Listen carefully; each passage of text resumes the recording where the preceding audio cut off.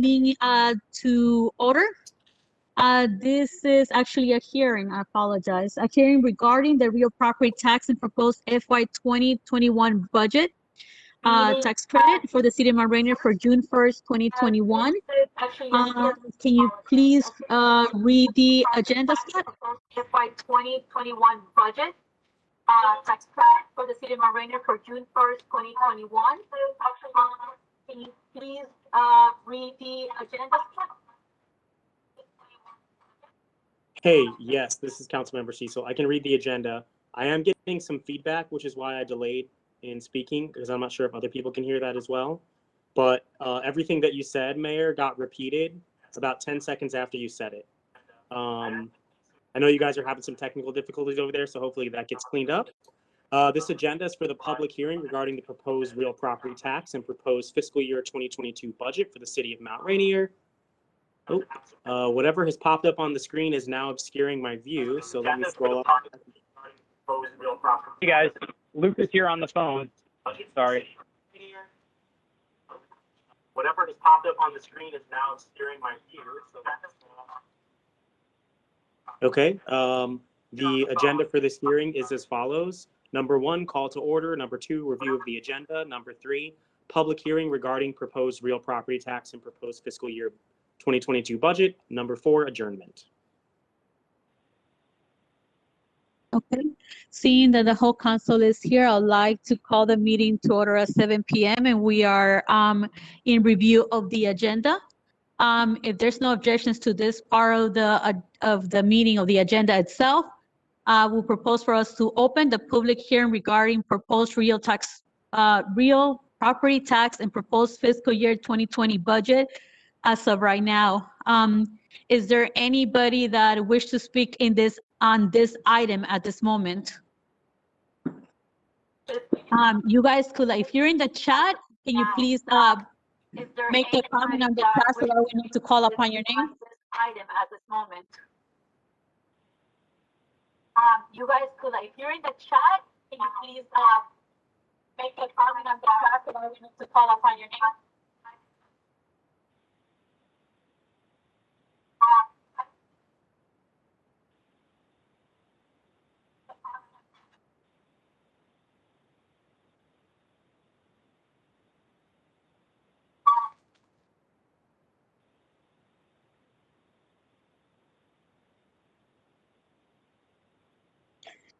Safanda, can you do me a favor? Can you go ahead and read the proposed fiscal year 2020 budget proposed real tax? That definitely will help. Just read it for it to be on the record. Okay. Go ahead and read the proposed fiscal year 2020 budget proposed real tax. That definitely will help. Just read it for it to be on the record. Okay, so good evening, everyone. And it reads as follows. The City of Mount Rainier, Maryland, Ordinance 08-2021, introduced by interim active city manager, Mayor Selena Benitez, an ordinance establishing the tax rate, adopting the annual budget, and appropriating funds for fiscal year 2022, beginning July 1st, 2021, and ending June 30th, 2022. Whereas in accordance with Section 6-303 of the Tax Property Article of the Annotated Code of Maryland, by July 15th of each year, the Council of the City of Mount Rainier should set the tax rate for the next fiscal year on all assessed of the properties subject to municipal corporation tax. And whereas the public hearing must be held prior to establishment of the municipal corporation tax if the new tax rate will exceed the constant yield tax rate as calculated by the State of Maryland Department of Assessment and Taxation. And whereas the proposed tax rate for fiscal year 2022 will exceed the constant yield tax rate of 0.7613 per $100 of assessed valuation. And whereas in pursuant of the City of Mount Rainier Charter Section 702A, the city manager submitted a recommended budget for fiscal year 2022 to the council for its review and consideration. And whereas the budget provides a complete financial plan for fiscal year 2022 and contains estimates and anticipated revenue and proposed expenditures for the upcoming fiscal year. And whereas the City of Mount Rainier Charter Section 702B requires the council to conduct a public hearing on the proposed budget prior to the adoption of the budget.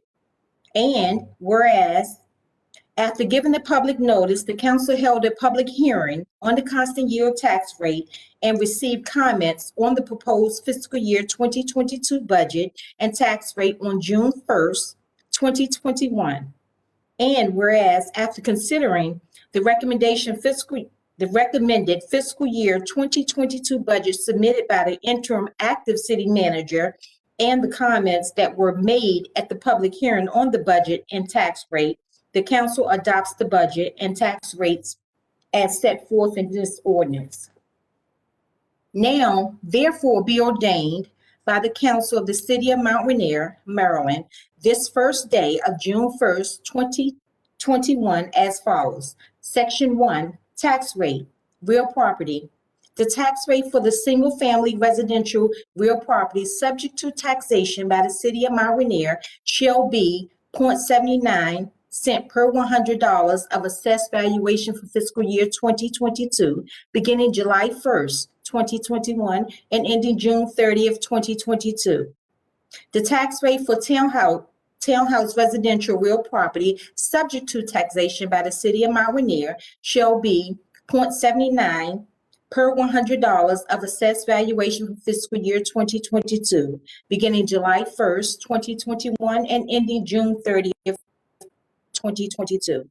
The tax rate for all multifamily residential real property subject to taxation of the City of Mount Rainier shall be 0.86 cents per $100 of assessed valuation for fiscal year 2022, beginning July 1st, 2021, and ending June 30th, 2022. The tax rate for all commercial real property subject to taxation by the City of Mount Rainier shall be 0.79 per $100 of assessed valuation for fiscal year 2022, beginning July 1st, 2021, and ending June 30th, 2022. The tax rate for all industrial real property subject to taxation by the City of Mount Rainier shall be 0.79 per $100 of assessed valuation for fiscal year 2022, beginning July 1st, 2021, and ending June 30th, 2022. The tax rate for all vacant developed real property subject to taxation by the City of Mount Rainier shall be $2.50 per $100 assessed valuation for fiscal year 2022, beginning July 1st, 2021, and ending June 30th, 2022. Section 2, tax rate, business personal property tax. The tax rate for all business personal property tax subject to taxation by Mount Rainier shall be 99 cents per $100 valuation for fiscal year 2022, beginning July 1st, 2021, and ending June 30th, 2022. Section 3, tax rate, operating property of railroads and public utilities. The tax rate for all operating properties of railroads and public utilities subject to taxation by the City of Mount Rainier shall be $2.75 per $100 of assessed valuation for fiscal year 2022, beginning July 1st, 2021, and ending June 30th, 2022. Section 4, general fund revenue.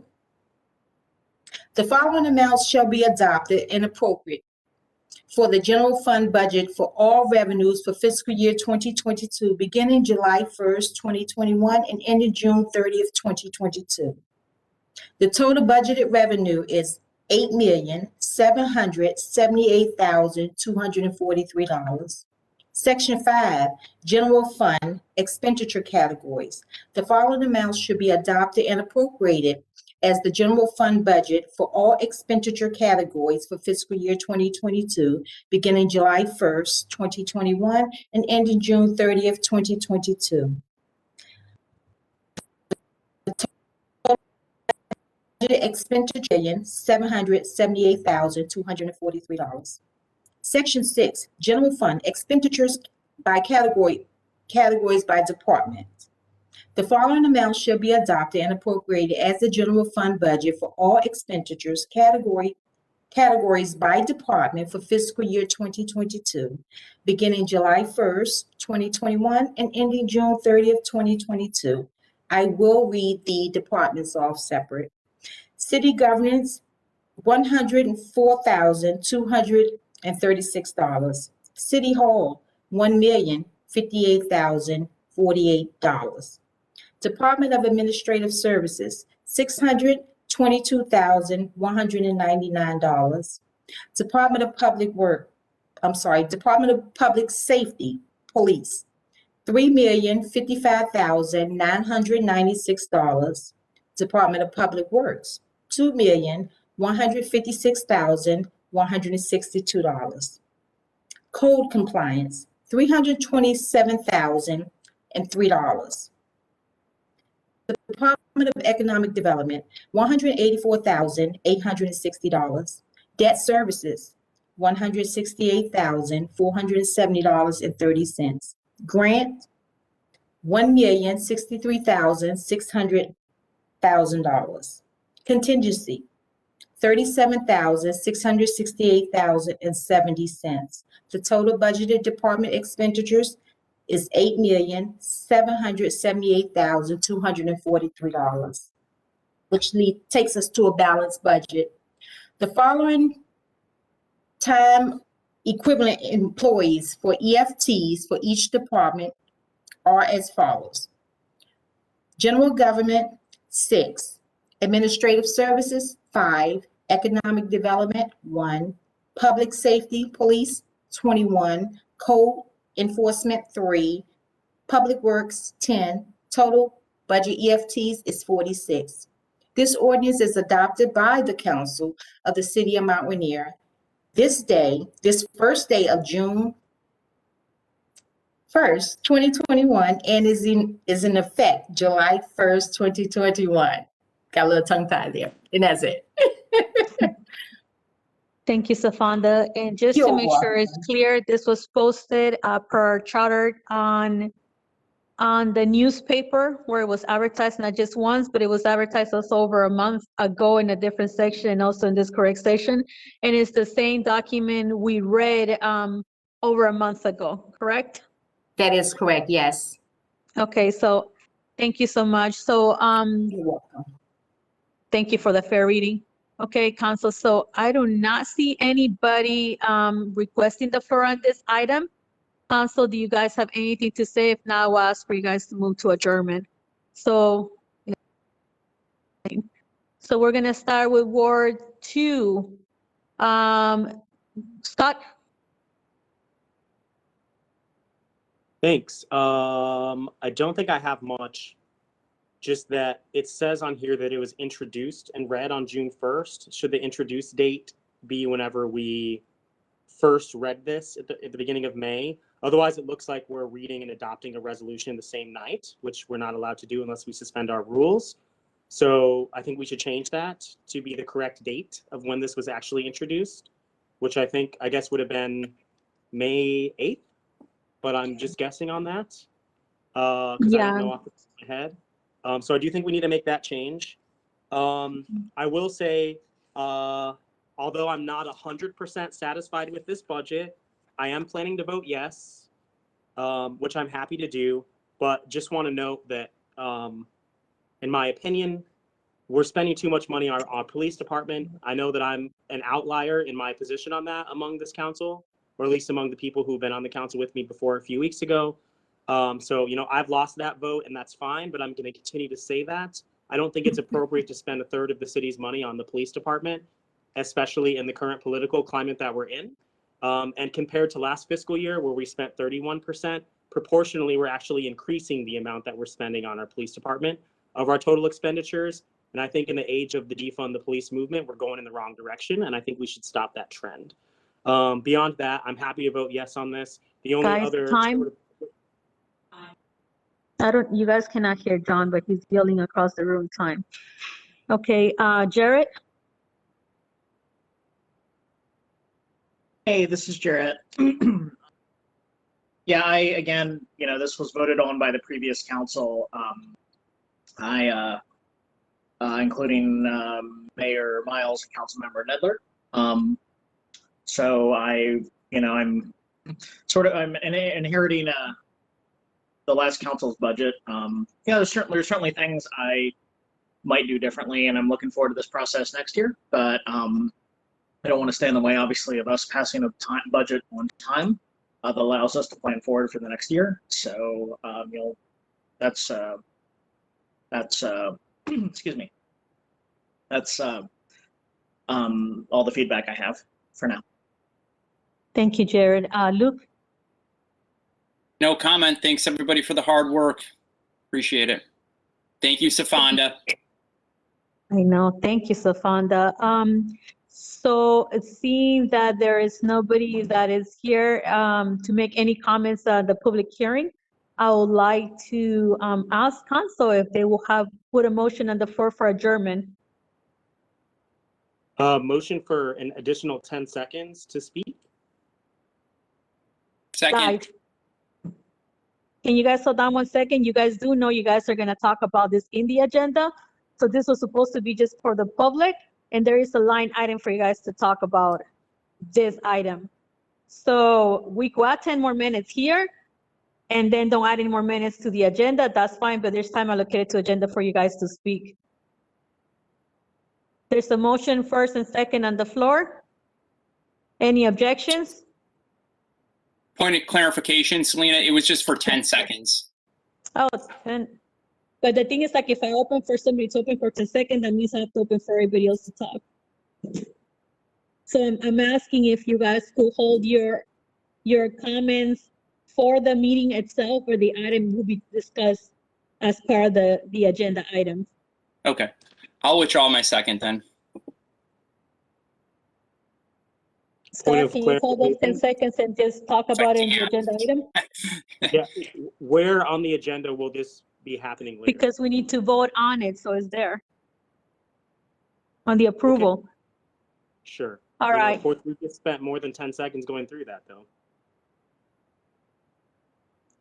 So there's only a motion on the floor with no second. Seeing that there's no second, the motion dies. Can I get a motion for adjournment? So moved. I'll second.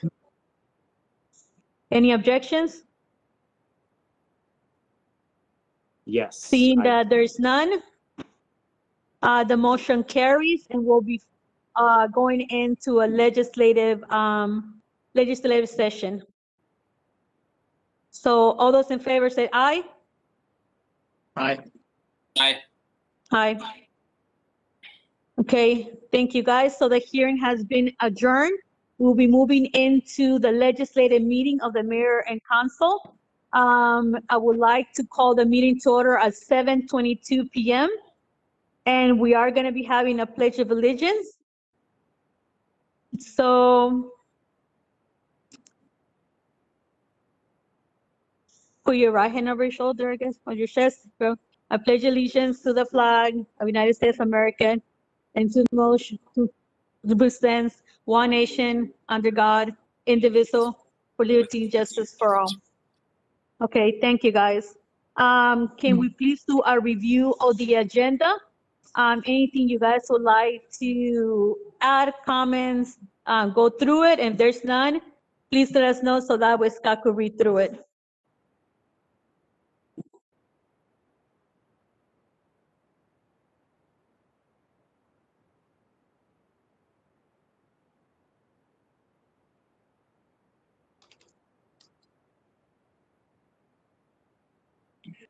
Is there any changes to the agenda?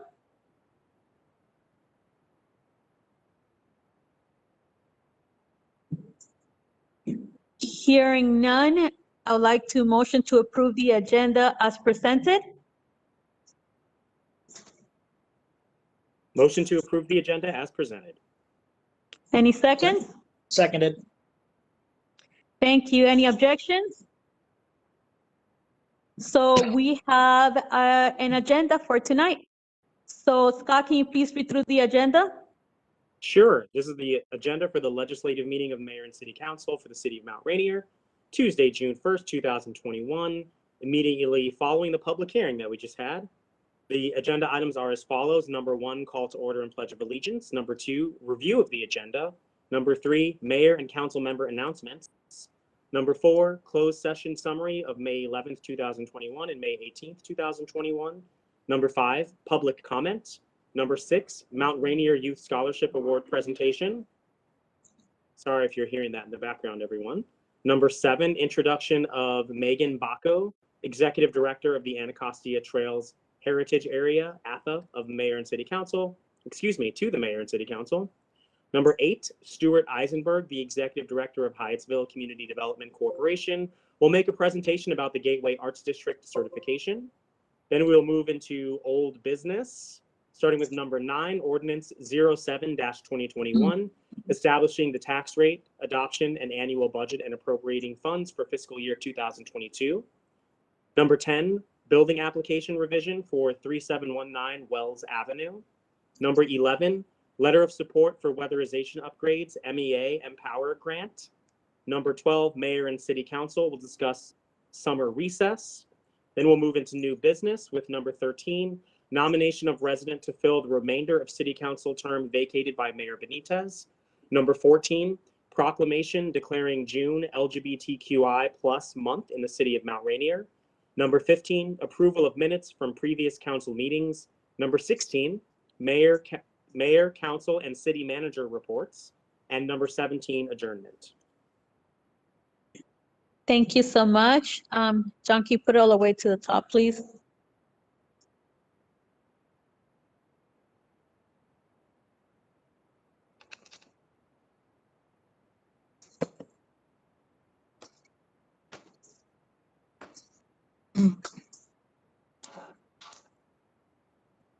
Okay, so right now, now that was, we have reviewed the agenda. Thank you for that. I will move on to item number 3, Mayor and Council Member events and announcement. We will start with Jared. No events or anything that's announced at this time. Thank you. Thank you so much, Scott. The only event announcement I have is not mine. It's for the Recreation Committee. I know that the chair of that committee has already put out some public information about this, but there will be a June Pride event here in Mount Rainier. So just make sure you're monitoring the listserv and city email communications for details on that, which I believe are forthcoming. And if you don't see that, just get in touch with me and I'll be happy to share with you what I know. Luke. Okay, I've got a couple of events. Anyone interested in helping out at the Food Forest, there's going to be a work day and workshop Saturday, this coming Saturday, June 5th, 10 a.m. to noon. For our workshop, Gabe Popkin is going to give a short talk on the American chestnut. We've got a couple of small American chestnuts growing in the Food Forest.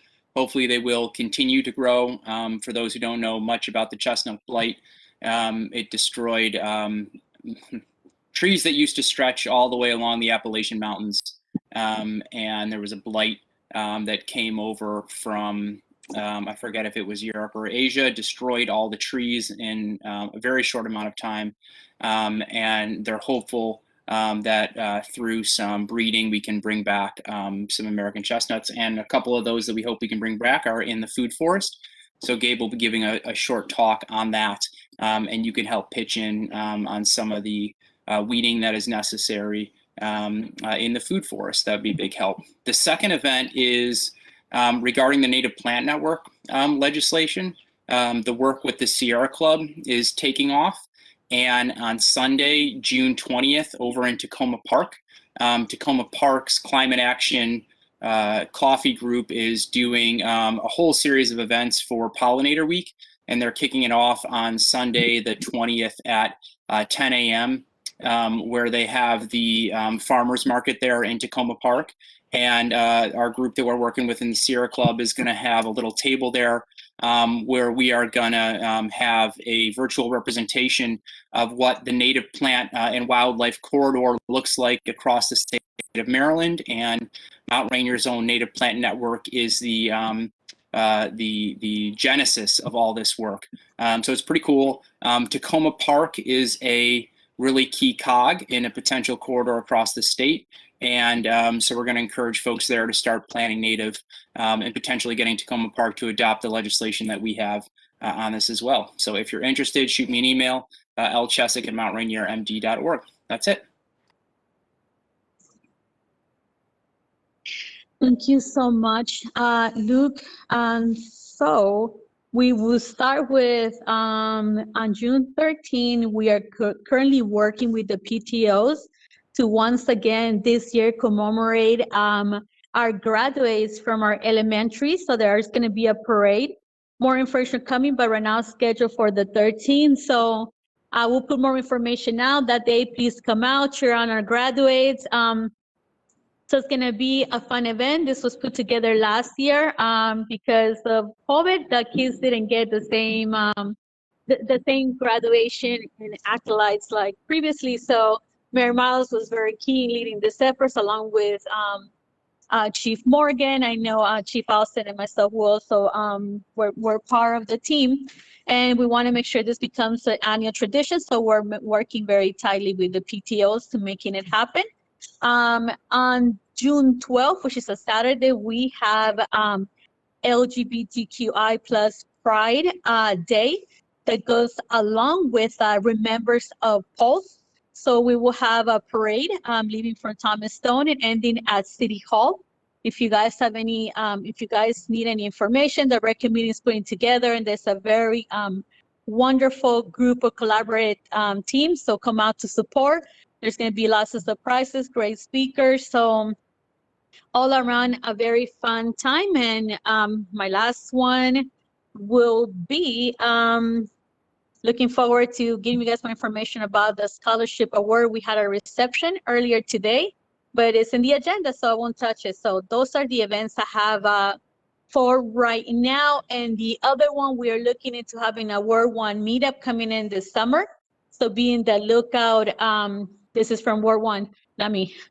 We on the lookout for that meetup to happen. So other than that, the city's being what the city is, working hard with a great team of staff members. So I'll stay with that. So now we'll move over to item number 4, closed session summary for May 11, 2021 and May 18, 2021, read by Scott Cecil. Go ahead, Scott. All right, so yes, as Mayor Benitez mentioned, we've held 2 closed sessions recently. The first happened on Tuesday, May 11th, 2021 at 7 p.m. The location was a virtual meeting on WebEx. Closed session started at 7. A quorum was present with Mayor Benitez, council members Chesick, Cecil, and Stoltzfus in attendance. I made the motion to go into closed session and read the appropriate statutory section. Councilmember Chesick seconded that motion. We closed the meeting under annotated code 3-305B to discuss the appointment, employment, assignment, promotion, discipline, demotion, compensation, removal, resignation, or performance evaluation of appointees, employees, or or officials over whom this public body has jurisdiction, and any other personnel matter that affects one or more specific individuals.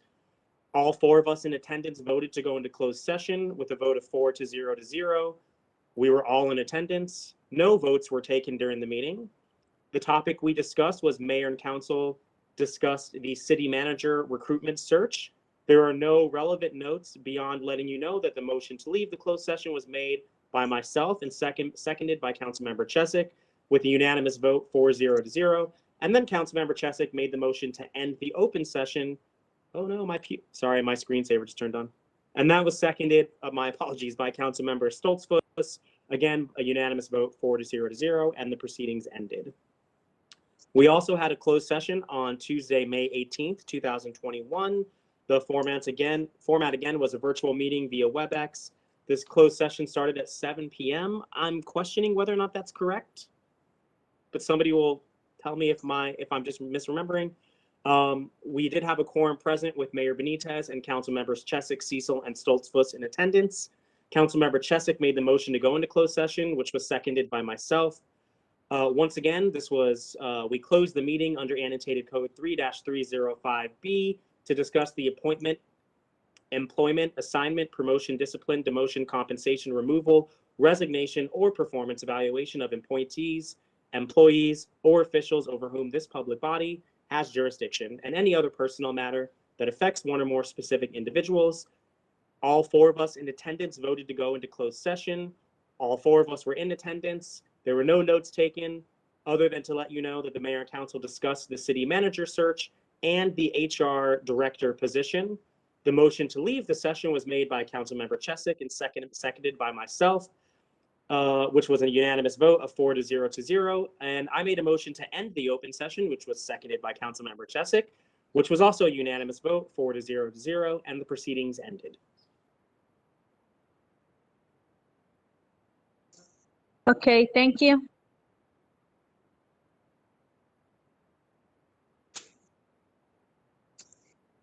So, thank you, John. So that moves us to item number 5, public comment. So if you wish to speak, please reflect it in the chat. Usually this is for something that is not expressed in the agenda. So please let us know, and John will take attendance of who needs to speak on this item.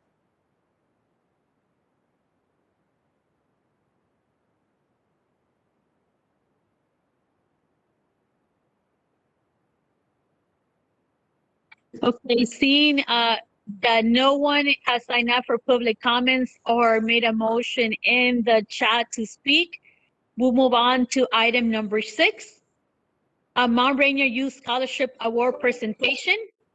Mayor and City Council will award the Mount Rainier Youth Scholarships Award. Like I stated, there was a presentation today at 5:30 with following all COVID procedures. And we had the scholarship recipients. We also were very honored to also have some of the committee members present. So I will read to you guys who they are. Some of them are actually here in the call. And you guys will be seeing some pictures of the event and the recipients as well. Each one was awarded $1,000 check, and they went through a whole entire thing where, like, you know, not just applying, but also were interviewed by the committees. So this is a big thank you to the committee members who went out of their way not just to read the applications, be very involved, but at the same time, make sure that they interview the candidates and picked very outstanding members of our residents. So what I'll do is I'll go ahead and read the scholarship award winners for this year. And they are, okay, so the committee for the scholarship which represent each one of the council members and mayor selected by the previous council. You had David Epley, Genesis Romero, Tony George, JT Davis, Joe Mary Tabla. So I want to give you guys a big thank you, committee members, for all the great work that you did this year. So thank you for that. And now the moment you guys have been waiting for, we'll be naming the recipients of the scholarship award. So if you guys wave your hand when they call your name. So you have Mario Carner de Rosa, Anthony Romero, Cynthia Munoz, Osman Mila, Shirlea Raging, and Amira Raging. So congratulations, scholarship winners. It is an honor to have you guys served as our winners and also as our ambassadors of education. So you get to see a couple of them waving there. So thank you guys so much. And Mayor Council, if you guys want to say a few words, we'll start with Scott. The only word I have to say is congratulations. Great job, everyone. Jared? Same as Scott. Just want to say congratulations to everyone, and best luck to you all. Perfect, thank you. Luke? Thank you, Selena. Yes, congratulations to everybody. which I could see your faces. And I give this spiel every year when we hand out these scholarships. You know, when you start to think about what it is you might want to do or are interested in, even if you're just interested and aren't quite sure you want to do that line of work, please reach out to us. Between the four of us, we have a big network of people. So whatever it is you're interested in doing, if you're interested in getting in the restaurant business, if you're interested in getting in government, if you're interested in getting in finance, if you're interested in getting in banking, if you're interested in getting in anything you can think of that you're interested, physical therapy, the medical practice, between the four of us, we know somebody in that field. Between the four of us, we know a lot of people in this community who know people in this field. And the city of Mount Rainier has some exceptional talent in it. And any of these people are willing to sit down and talk to you for 15 minutes, 30 minutes, an hour. People are happy to do that. And you should really take us up on that, because most of life is about who you know. And those connections turn into jobs. And those jobs turn into careers. It really is a game of networking and who you know. And we're here to help you with that. So like I said, if you're interested at all in any sort of field, let us know, reach out to us, and we can help you connect to someone who can probably teach you more about that field and let you know how you can get involved in that field. Thanks. Thank you guys so much, and a big thank you to the parents and guardians of the children. I think that overall it's outstanding. The work that they done. Usually part of the commitment they made is like I usually check in with them like twice a year and figure out if they need any help and support. So if they do, I definitely be sending you guys this way as well, but also check in that they know they have a support system. So all around, big applause. Happy to hear. We have a new group, and this will be the third year. We're looking forward to continue adding more scholars, and they become ambassadors of education for the city. So you'll be able to see a lot of greatness coming for them. Quite a few of them have already been in the news for being wonderful human beings. And one of our graduates actually graduated today from high school, so she was able to make some space on it. But all around, thank you. And also thank you to council for making sure every year fundings are put there and the mission continues to grow. All right, perfect. So now we will move on to number 7, introduction of Megan Bico, Executive Director from the Anacostia Trails Heritage Area to Mayor and City Council. Megan, are you here? Yep, I'm here. The floor is yours. Oh, fantastic. Well, also congratulations to all the scholarship winners. That is a very big deal, so congratulations to you all. My name is Megan Bacco. I'm the Executive Director of Anacostia Trails Heritage Area. We operate the Maryland Milestones Heritage Center in Hyattsville. And we also manage a state certified, what we call a heritage area, which is about 100 square miles of Prince George's County, primarily around Route 1. That was state certified and is supported. The heritage tourism in that area is state supported, also through management by my nonprofit organization. And basically why this is important and why we love and are proud to say Mount Rainier is a membership town is that it allows us to work together and partner on amazing projects, which I know I'm so glad Stuart's on the call as well. He certainly knows more than I do. I'm 2 months on the job. So if you knew Aaron Markovich, I have big shoes to fill. He was with the organization for about 10 years.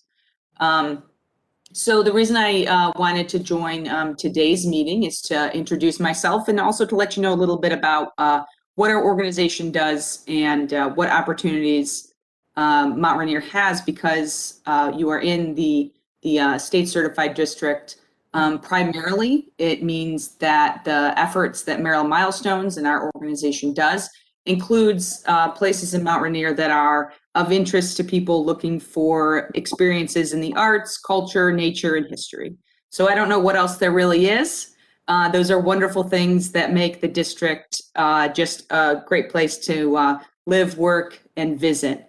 I like to think that although, I work for a heritage tourism organization, and that's really why we get the state support and the county support that we do. I truly believe that when we make improvements to our towns, that we are also benefiting our regional neighbors and our local neighbors. So I really see it as a way to enhance all the things we love, from trails to small businesses and everything along those lines. So one thing that my organization can specifically help out with is we have a mini grant program, which is up to $5,000 for just projects that need a little kick in the pants, and maybe things specifically this year that projects that maybe lost revenue because of COVID or things like that. So look to us for up to $5,000. It's our Rocket Grant program. And it's really for projects like festivals or exhibits, or really just great, good ideas, and maybe on a smaller scale. And paired with that is access to a much larger grant fund through the state that we can help you apply for. And that's up to $100,000 for heritage tourism products. And so that's, again, anything from arts, nature, culture, and history. So just about anything you can think about to support Mount Rainier and the great reputation that it already has, but certainly to make enhancements for visitors, regional visitors, our partners and friends, and certainly citizens themselves. So one super simple way to learn a little bit more about our organization is obviously to contact me and check out our website. But we're also very happy to be located right next to Pyramid Atlantic Arts Center in Hyattsville. So when they're open, we're open, and we have a small historic exhibit there along with a gallery wall. So it's a great place if you're riding the trails or walking or exploring Hyattsville. Please come visit our Heritage Center. So with that, if anybody has any questions, I'm happy to answer. Otherwise, thank you very much for having me. Thank you, Megan. I'm going to go around the virtual group asking the remaining of council if they have questions or if they have a statement. Okay. So, Scott? I didn't hear the full statement, but. Oh, I said I'll be calling On the council members right now to see if they have a question for you. Okay. Understood. I apologize. We're having a lot of technical difficulties, so we're like in two different systems going on right now. But so Scott, are you there? I'm here. I'm not sure if you just changed anything, Mayor, but whatever you just did after Megan said she couldn't hear you, you're back again. But before that, we couldn't hear you, just so you know. So if you changed anything, it worked. If you didn't change anything, it's a crapshoot. Megan, I don't have any questions. And don't blame me. It's definitely not your fault. I don't have any questions. Oh, I'm teasing. I just wanted to say you're already doing a great job of filling those shoes you referred to because you're here at this meeting. So I just wanted to encourage you to continue to be proactive in reaching out to us, and I'm sure we'll see you again soon.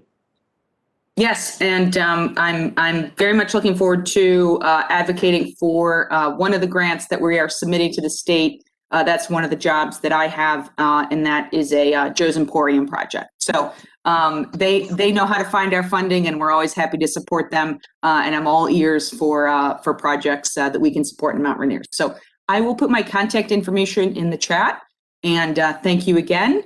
And I'm going to stick around to hear what Stuart is up to. Thank you. So, Jared, do you have any feedback? Yeah, Megan, it's really great to meet you. I had the pleasure of knowing Aaron for about a decade. Worked with him on a couple bike tours of the corridor. Back in 2013, 2014. Etha does really great work. I was very sad to see him go, but really excited when I came in. I read up on you before this meeting. I'm really excited to see your background, your energy, your passion for for the corridor and highlighting all the special things about this. So I'm a huge history junkie myself, and especially in the Route 1 corridor and the history of a lot of the neighborhoods here. So I would love to, that we'll definitely be connecting, love to have further discussions, and look forward to working with you on council. Can't wait. Like I said, I'm very new, so I'm just learning everything I can, and would love to have separate conversations with you all, and really more looking forward to having some good events through the heritage area. So thank you. Luke? Thank you.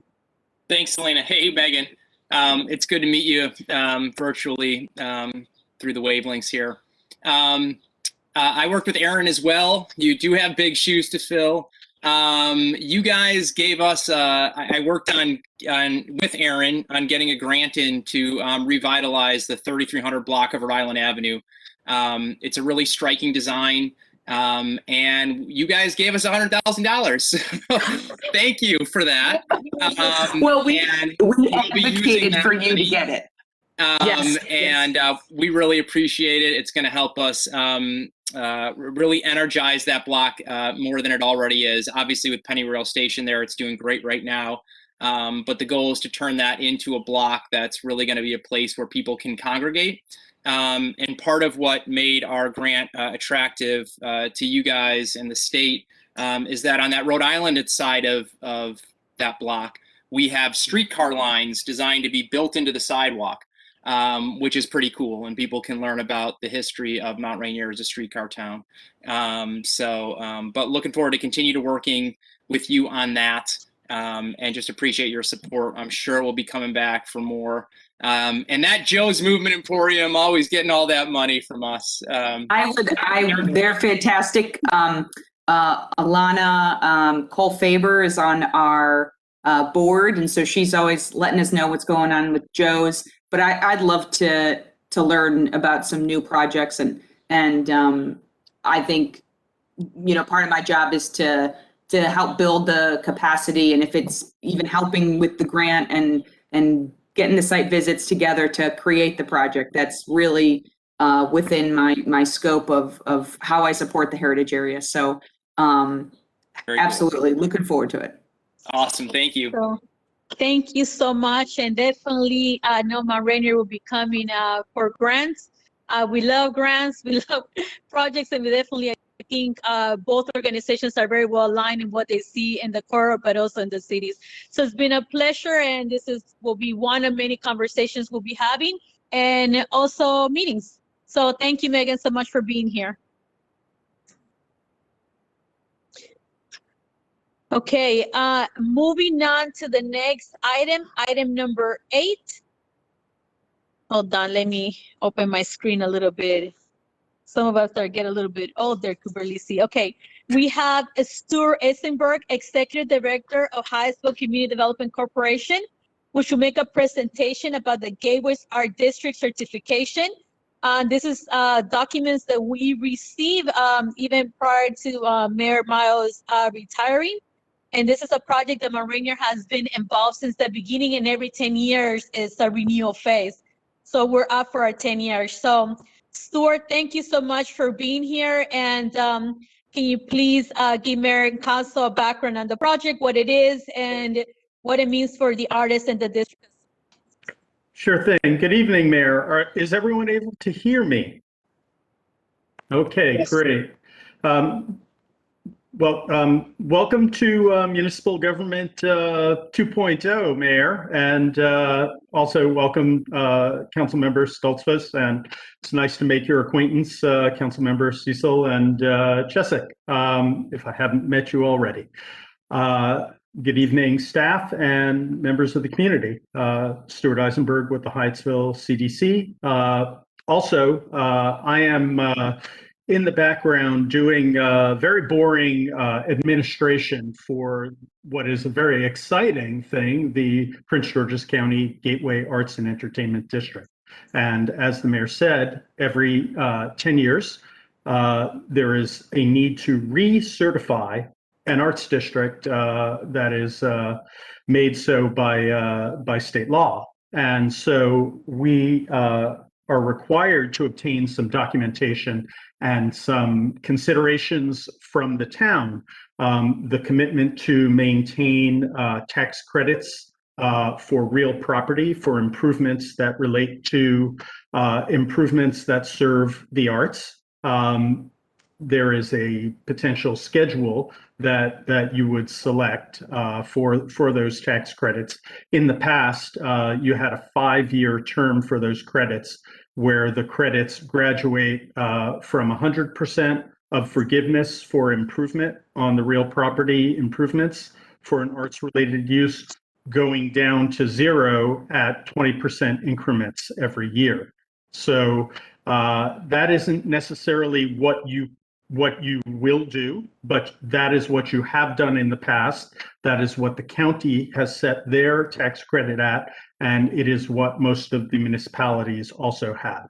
So you are not limited that way. You could actually set that tax credit for 100% every year for up to 10 years. It really is up to you what you'd like to do with that, and we can help you when the time comes to pass the resolution.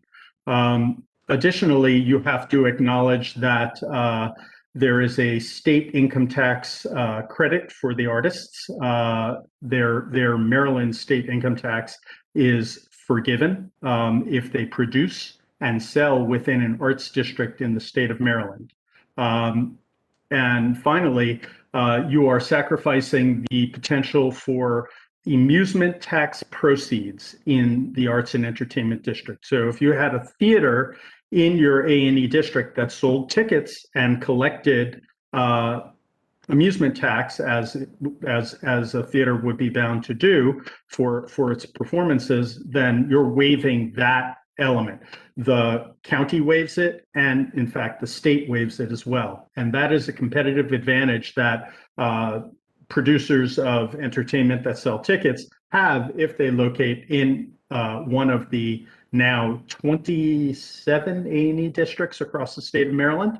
The Prince George's County Gateway Arts and Entertainment District is the oldest and the largest, and dare I say a little bit the most ungovernable of the arts and entertainment districts in the state of Maryland. That's not necessarily a bad thing, because the arts thrive on a variety of conditions. And so we are asking that by resolution, you support the recertification, and there's technical language we've sent to the town that will go into composing your resolution that articulates exactly the 3 tax credits I've mentioned and your support for it, and will specify your construction of the tax credit. I won't necessarily belabor how you want to do that now, but I will be available between now and the time you have your public hearing and have your resolution before you for passage. Additionally, we need a letter from your mayor saying that indeed the town supports this. We'll need a couple of other items, the minutes from the public hearing. We'll need a certification letter from your attorney saying that indeed you've done all of your resolution work according to Hoyle. And one other thing is that your area that is within the Arts and Entertainment District is your attorney is going to certify that it is part of a Maryland priority funding area, which it is. And that's just those 2 certifications from the attorney are actually new in the materials that we're asking for the application. They were put in as requirements from the state of Maryland for any A&E district across the state. And as a participating municipality within this arts district, your attorney's asked to certify those things that in the past we just had a map from the Maryland Department of Planning, but they're asking for this certification as a way of confirming that the town is aware that you are a priority funding area and that it is only priority funding areas that receive a designation such as this. I am Thank here you, to Stuart. answer. I'm here to answer any questions you might have, and happy to work to ensure that this occurs. I want to mention one other thing, which is we tried to get this information out to you early, but due to the election and transitions in administration, this item didn't get onto your agenda at the end of last year's council, and so there is somewhat of a time issue because we've gotten an extension on the application for just submitting these materials, which are statutory and which the town has provided in the past. And so we're hopeful we'll be able to get all these things in so that we don't have any disruption in the timeline for our certification. Okay. Thank you, Stuart. Sure. Jared? Yeah, Stuart. Great to see and reconnect. It's been a long while, but excited to. It's been great working with you in the past, and excited to work with you now that I'm on council. If I could, sorry, just to clarify, what you mentioned, there was obviously some time sensitivities. What are those specifically? We have to take your package of information, turn it around, and submit it to the state by June 18th. So we're hoping to have everything on your agenda. The mayor tells me on the 15th. Okay. And as I said, this is kind of a pro forma thing, unless for some reason there is a concern with being in an arts and entertainment district. I think that there is great support, and it's been an asset for our 4 municipalities and a way for us to talk about common interests and common infrastructure, common needs. And certainly the arts community is thriving and really needs this kind of incentivized support. So I urge you to go with this. Thank you, Jared. Any other question before I move on? Nope. And thank you for your tireless dedication to this region, Stuart. Thank you. Perfect. Scott? Thank you. Thanks for being thorough. I'll be very quick. June 18th is the deadline for us to get a resolution passed and for the statutory requirements, statutory materials. Yes. Okay, perfect. Thanks again for being thorough. I'm sure we'll be able to get it done. We might have to do some trickery with our rules to make it all happen in one night, but that is easily done. I will give you one little piece of tough love. I'm a little confused about why we didn't get this sooner, or maybe we did get it sooner, but we didn't act. So either we dropped the ball or you did, or both, because, you mentioned the election being something that interfered with the timing, but that was 6 months ago. So I'm just a little concerned that this didn't get to us sooner, but we should be able to mitigate that. Scott, keeping our election in May. Your town election is the issue. We submitted the materials to Mayor Miles in mid-April, and she had delegated that to go onto an agenda, but things happen, and so we roll with it and deal with it. So yes, I appreciate. It was on our side then that the ball was dropped. Just a smidge. Don't worry about it. Yeah, it's okay. I just want to make sure the public understands what happened. Thank you. So thank you, Luke. No, thanks for coming out and joining us tonight, Stuart. Appreciate it. We'll get our act in order and get everything in. If you have any issues, let us know. But appreciate you taking the time out this evening. Sure.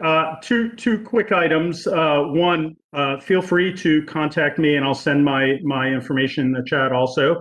And Megan Bacco, like Taco, is going to be fantastic in her position, and she's going to do great things. So I just wanted to say that to everyone. And I am a long-termer here in the Arts District, and anything I can do to help anybody, anywhere, anytime, my email, my phone, 24/7. I'm here. Thank you, Stuart. It's really appreciated. Any guidance I've needed, you've been very quick, like being able to provide, including documents. So we're moving along, and we have all the pieces now in place. So that was important for them to hear directly from you. So if they have any questions tonight, they could hear about it. So that way we start, getting the ball rolling with the presentation, and that we could have a hearing at a different day and get everything in line. So thank you guys so much, and have a good night. Stuart, thank you so much for staying up and making sure you could join us today. No problem. Have a good night, Mayor. Good night. Thank you. Bye. All right, so moving on to old business. Ordinance 07-2021, establishing the tax rate, adopting an annual budget, and appropriating funds for fiscal year 2020. So we will vote tonight on ordinance 07-2021. Establishing tax rate, adopting an annual budget, and appropriating funds for fiscal year 2020. So this is the item on the floor. So we'll go around the room. Scott? Thanks. Yeah, we need to change the date for when this was introduced from June 1st to 2021 to whatever the correct date is, which again, I believe is May 8th, but I could be wrong about that. Might be May 4th. I don't remember, but we got to change that. Also, I'm a little bit, not confused, but I'm surprised that this says it's introduced by the interim acting city manager. I realize that we don't have a city manager, and so we have all voted to have Mayor Benitez act in a specific role, but that role is to have the department heads run their departments and have Mayor Benitez answer questions or guidance as needed with the absence of a city manager, not to give her the title of interim city manager. And we were told it was not appropriate for us to do that for Mayor Miles for the week that she did it. So I don't think that it's appropriate here either, and I think we should change that because Mayor Benitez is not the interim city manager. And then the thing that I wanted to say earlier when I asked for 10 seconds, I was disappointed. So I understand that we agreed to not make any changes to the budget that we had voted on with Mayor Miles and Councilmember Nedler. But we also, during that same meeting, said that we would discuss individual line items later, and that never happened. So my request that I sent to the mayor and council on March 22nd to amend the budget for the community garden has never been heard. And now I'm being told, well, we'll just wait and do a budget amendment in September. And that's fine, I guess, but I wish that we had followed through with what we said we were going to do so that that committee wouldn't be living in fear for the rest of the summer that their budget is going to be half of what they expected. That's all I have for now. Okay, Jared? I have, and I apologize earlier for making comment about this in the public hearing section instead of the this moment. But again, as I said earlier, this was put forth by the previous mayor and council. Certainly things I think I might reflect on differently, but happy to move forward with this budget as submitted for this next year. Thank you. Thank you, Jared. Luke? Sorry, talking on mute there. Yeah, just appreciate the work everybody put into this. Shout out to Brian and Mayor Miles for helping us get to a good budget that we can adopt. I know there were a lot of opportunities to get feedback in, so I apologize to the folks at the community garden. Make sure we get those discussions in early for the budget cycle next time. I know it happened with the Arts Commission. I had to, one of our second or third meetings on the budget, I had to go back and ask about an issue for the Arts Commission. So just to make sure those conversations happen next go around during the budget cycle. get that done early. But hopefully we can revisit the budget because we'll need to for the American Relief Act. And I think that's all I have. Thank you so much, and thank you, Safanda, for taking lead on that. Mayor Miles and also Councilmember Brian Miller for making sure they left this footing. Regarding the date, Scott, we will have to check with legal because it is my understanding we have to stick with what we published.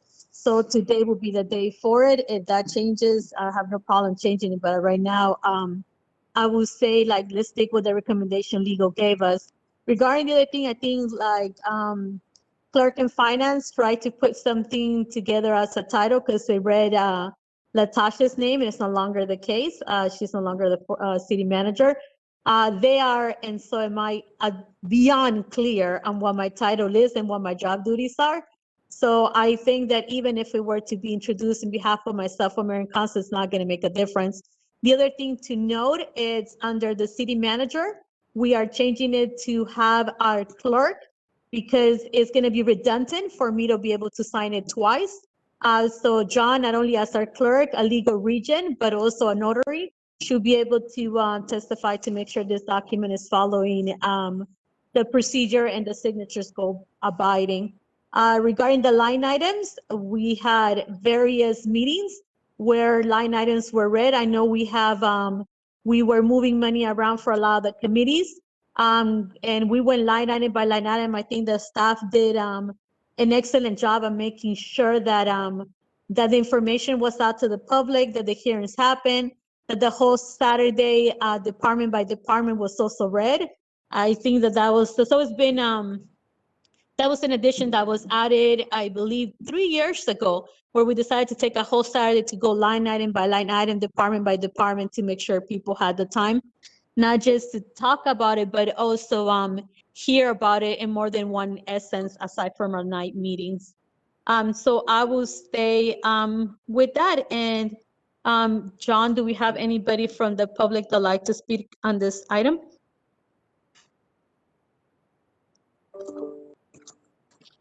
No, I have not. Okay, seeing no one speaking in this item, is there a motion on the floor? I Point of move clarification. to adopt ordinance 07-2021. Okay, there's a motion on the floor. Any seconds?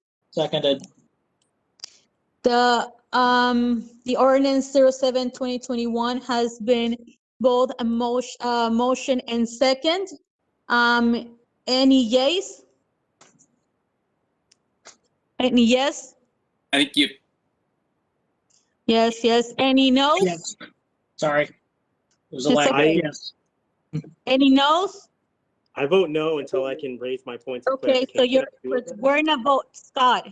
We're in a vote right now, so you need to hold. So if you're a no, you're a no, but. Point of order. Point of order. Point of order. There was a motion on the floor that was seconded. I believe a discussion follows before the vote, if I'm not mistaken. And I believe we missed the discussion before the vote was taken. And I think that might be what Scott's referring to. No, you could take a vote and open it for discussion after. It's not a problem, but go ahead, open it for discussion. Well, I still have a point of clarification for the chair.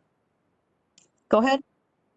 You mentioned that legal recommended that we put the date as June 1st. Is that what you're saying for when it's Yes. introduced? Correct. Okay, that's surprising to hear, but thanks for that clarification. Does that not then mean that we need to vote to suspend our rules in order to adopt a resolution that is being introduced the same day? No, it doesn't. This is the way we also did it last time around. Okay, I would love for you to educate me on that then, because that does not seem correct to me. And I would like to see where the city attorney advised us to do it this way. So if you could produce that, that would be great. And then the second point of information or clarification from you, Mayor, if that's in order. Go ahead, Scott. I understand that you don't think it matters that it says that you're the interim city manager in this document, but I do think it matters. So I wouldn't mind hearing what the rest of the council thinks. I don't think it's appropriate for us to pass a budget document that names you as the interim city manager, it's great if you know what your title is. So do I. That's why I'm saying it shouldn't be listed this way in this document. So that would be helpful Scott, to understand. I made it clear that they will change it to reflect mayor and council and not what it currently holds. And if that wasn't clear, I'm going to make it very clear right now. It's mayor and council introducing it. Scott, you don't have the floor, I do. So I want to make sure, once again, John, make it clear that it states Asasa Fonda as well. Please make sure those edits have been made so that when we sign them, it reflects that change. John, I see you waving your head. Yes, you're understanding. Safanda, we're good.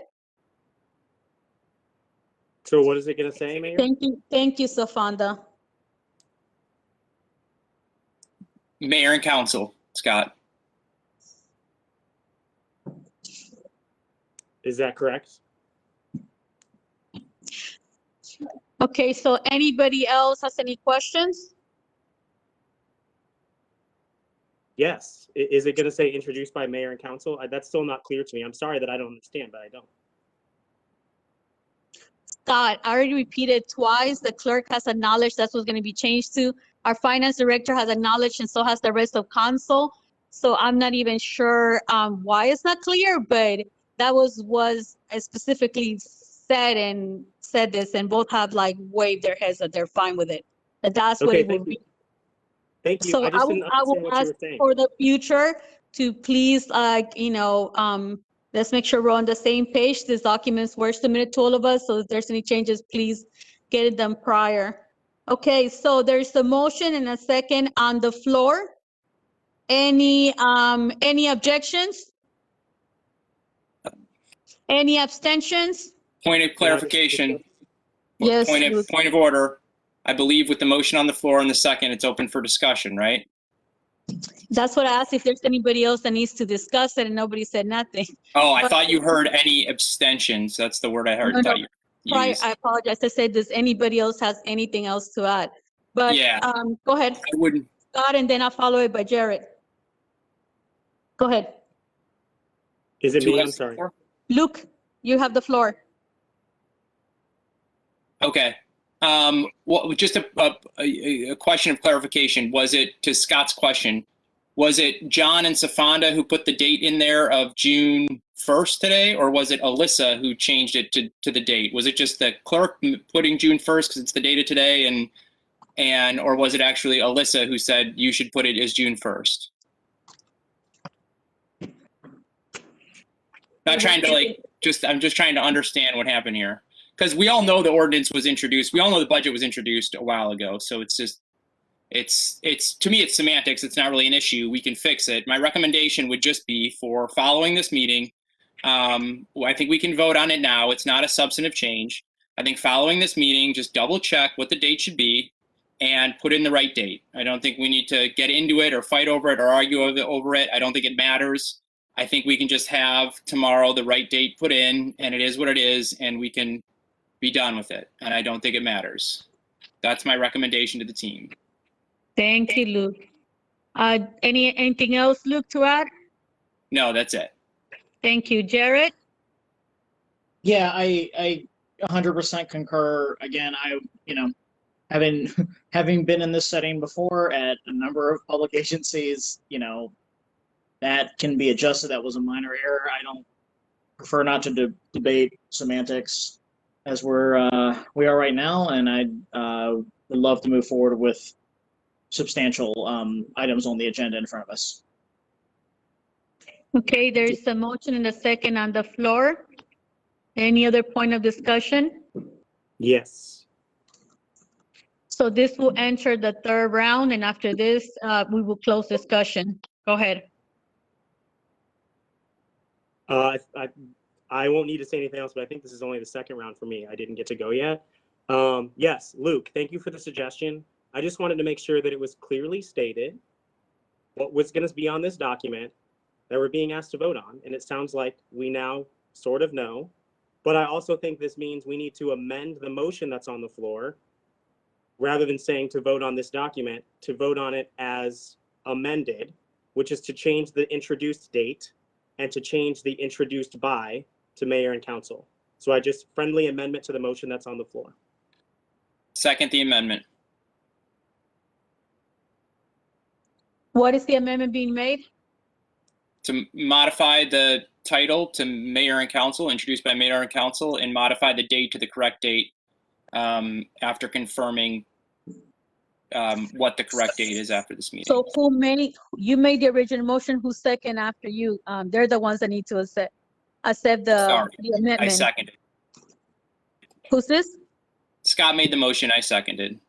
I'm talking Scott about made the the original motion. You cannot have two motions on the floor. You could amend your first motion. So the first and second person that went through the motion are the ones that need to accept the amendments. So the original motion was made by you, Luke, was the second by Jared. That's what I'm asking. Okay, I need Jared to withdraw his second and I can withdraw my motion. And I'll make a new motion. My apologies. I withdraw my second.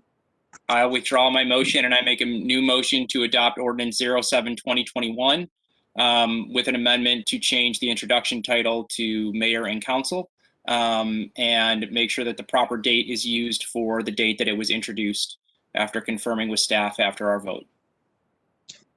Seconded. There's a motion that's been made and second.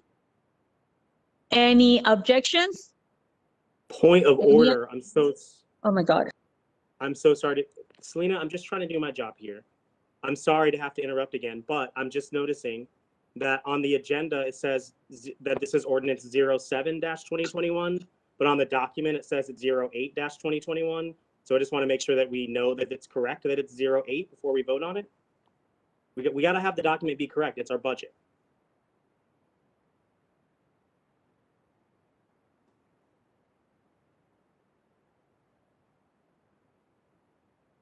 John can answer that question. You guys cannot hear him. He said that is going to be amended. It was a typo on his end. So is it correct 08 or 2021? Is it 07 or 08? 8. Okay.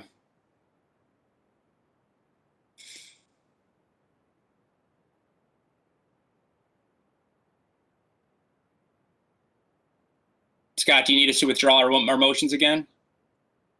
No, I don't. That was just a point of order. I just wanted to make sure we had it correct. Sounds like we do. Thank you.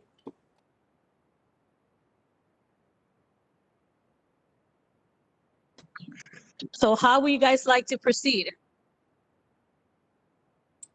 With the vote, I think.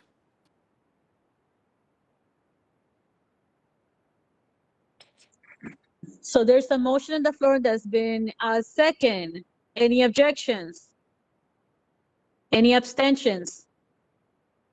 Any yes? Aye. Aye. Aye. Aye, motion carries. Thank you so much. Moving on to item number 10, building application revision on 3719 Wells Avenue. Mayor and City Council vote on the building application revision at 3719 Wells Avenue. John, you moved it too fast. Hold on. Okay, do we have anybody from code to present this?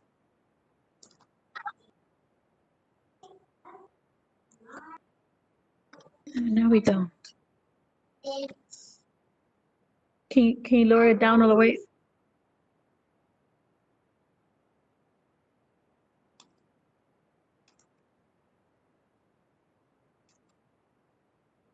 Okay, so this is just a presentation. You guys have the documents and there is no vote needed for this. It's just to be presented. So it was brought out to us on work session. So this for us to review. And if you guys have any questions, please address it with Cole, but I see Brian, hello, Brian Eller. So no vote is needed per Brian Eller, Councilmember Eller. I'll go around the room if you guys have something to add. Okay, so Jared? Nothing to add. Thank you. Scott? I'm good, thanks. Luke? Nothing to add, thank you.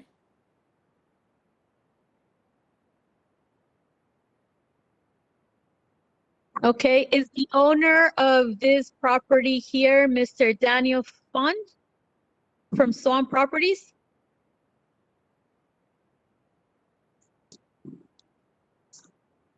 Okay, they are not here. Okay, we'll move on to the next item.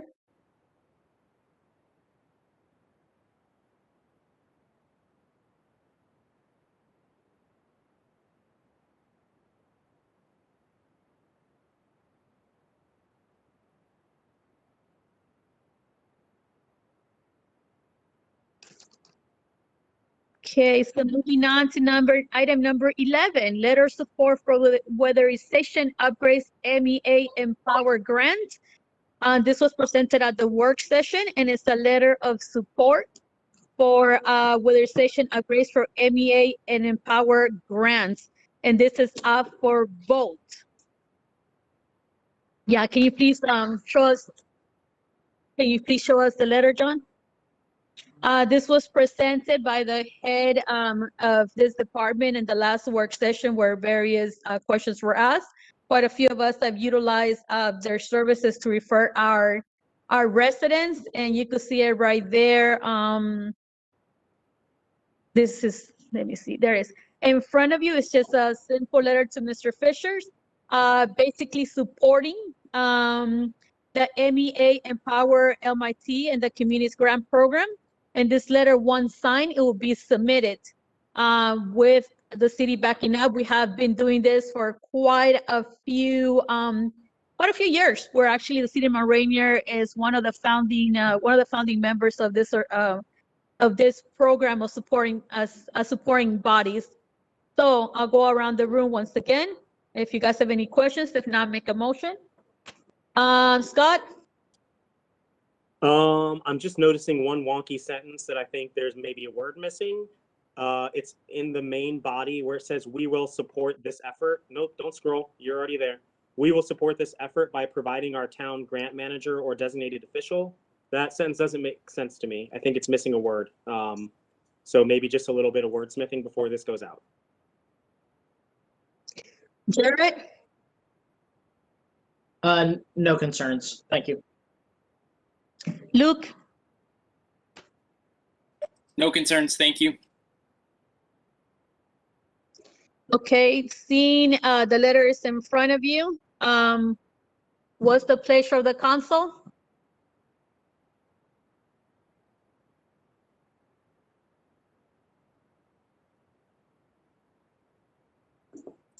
Any motion Motion that to we adopt? adopt. Go ahead. I see 3 mics open, but thank you. Scott? Thank you. Yeah. Motion that we adopt the letter contingent upon a little bit of wordsmithing before it goes out. There's a motion on the floor. Second.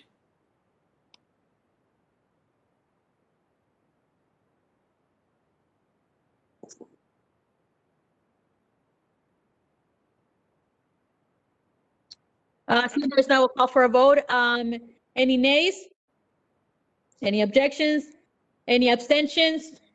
Any yes or yays? Yay. Yay. Yay.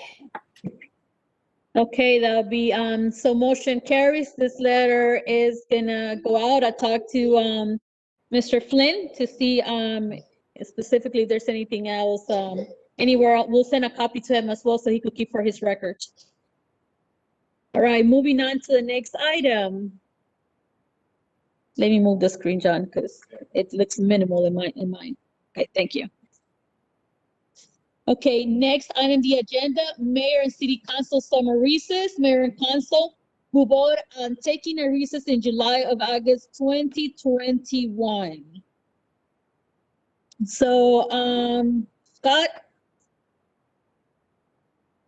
I will be voting no. I believe that we should have a work session in July during the 3rd Tuesday of July, and then our priorities meeting in August. So that's what I would like to do. So I'll be voting no to go into recess. Jared? Pass to Councilmember Chesick. I'll be supporting this motion. It gives staff a much needed break. over a couple months in the summer to do their work, and I think onboarding the city manager will be a really important project. I am supportive of that priorities meeting in August, but not as a work session, subject to sort of the ability to get items on there and sort of the rules around the work session. I'd like for that to be more of a free-flowing meeting, and just appreciate the vote and appreciate all the work that staff does, and hopefully a couple months not having to prep for our meetings will be helpful. Thank you. Thank you, Luke. Jared? Yeah, I agree with Scott on the I agree with Scott on the the desire to have a meeting. And I think normally I'd be more inclined to want to have a active more active July and August. I think when I think about onboarding an executive, when I've done that in the past, that's a large endeavor. It's a large lift for the city, and most of the things that we're going to want the city manager to do are things that are better, better organized by having those things happen and planning around them after the onboarding, not before or during. So I really want us to focus on, in this moment, the onboarding of the city manager, the time associated with that, the time needed for staff to onboard and get used to a new executive, and for us to be able to, I, as a new council member, I have many things that I'd like to do, many things that I'd like to bring on, but what I want to do is what I know I need to do from past experience is hold and wait, because the most important thing is getting a new leader in the city right now, and bringing someone on and getting that person up to speed and making sure staff and staff interactions and city manager interactions and relationships are being built, and engagements happening with the city manager and others that they need to work with before we start bringing lots of items to their plate. Thank you. Thank you so much. I definitely will be in support of it. We have a great staff, great directors, and they definitely need this time also to reset. And onboarding the new city manager is very important to me. Having been doing this for a couple of weeks now, it is really needed, and also gives a time for the city manager to bond with the staff and the directors, and allow us to be able to work out in the community. I strongly believe that spending time like behind a desk will only serve you so much, and this will allow time for us to also be in tune with the community, not just being in front of a screen or inside City Hall. So saying that, is there a motion on the floor to approve for mayor and city council to go into summer recess? So moved. Any second? Seconded. Okay, the motions has been moved and second. Any discussion? Yes. I know Go I'm ahead, going to Scott. lose. Thank you, Mayor. I know I'm going to lose this vote. I just wanted to let y'all know that I really do hear what you're saying. I just don't think that these things are mutually exclusive. I think that, especially with how much a city manager gets paid, we should be able to expect them to hit the ground running and to be able to do more than, one thing. But it's okay. I'm going to lose the vote. I just want to let y'all know that I hear what you're saying, and I don't think that our visions are mutually exclusive. I think we can do all the above, but I'll enjoy the time off. Anyone else? Yep, this is Jared. Go ahead. I just want, oh, sorry. Go ahead, Jared. Yeah, Scott, I'm cognizant and appreciate the thoughts that you're having here.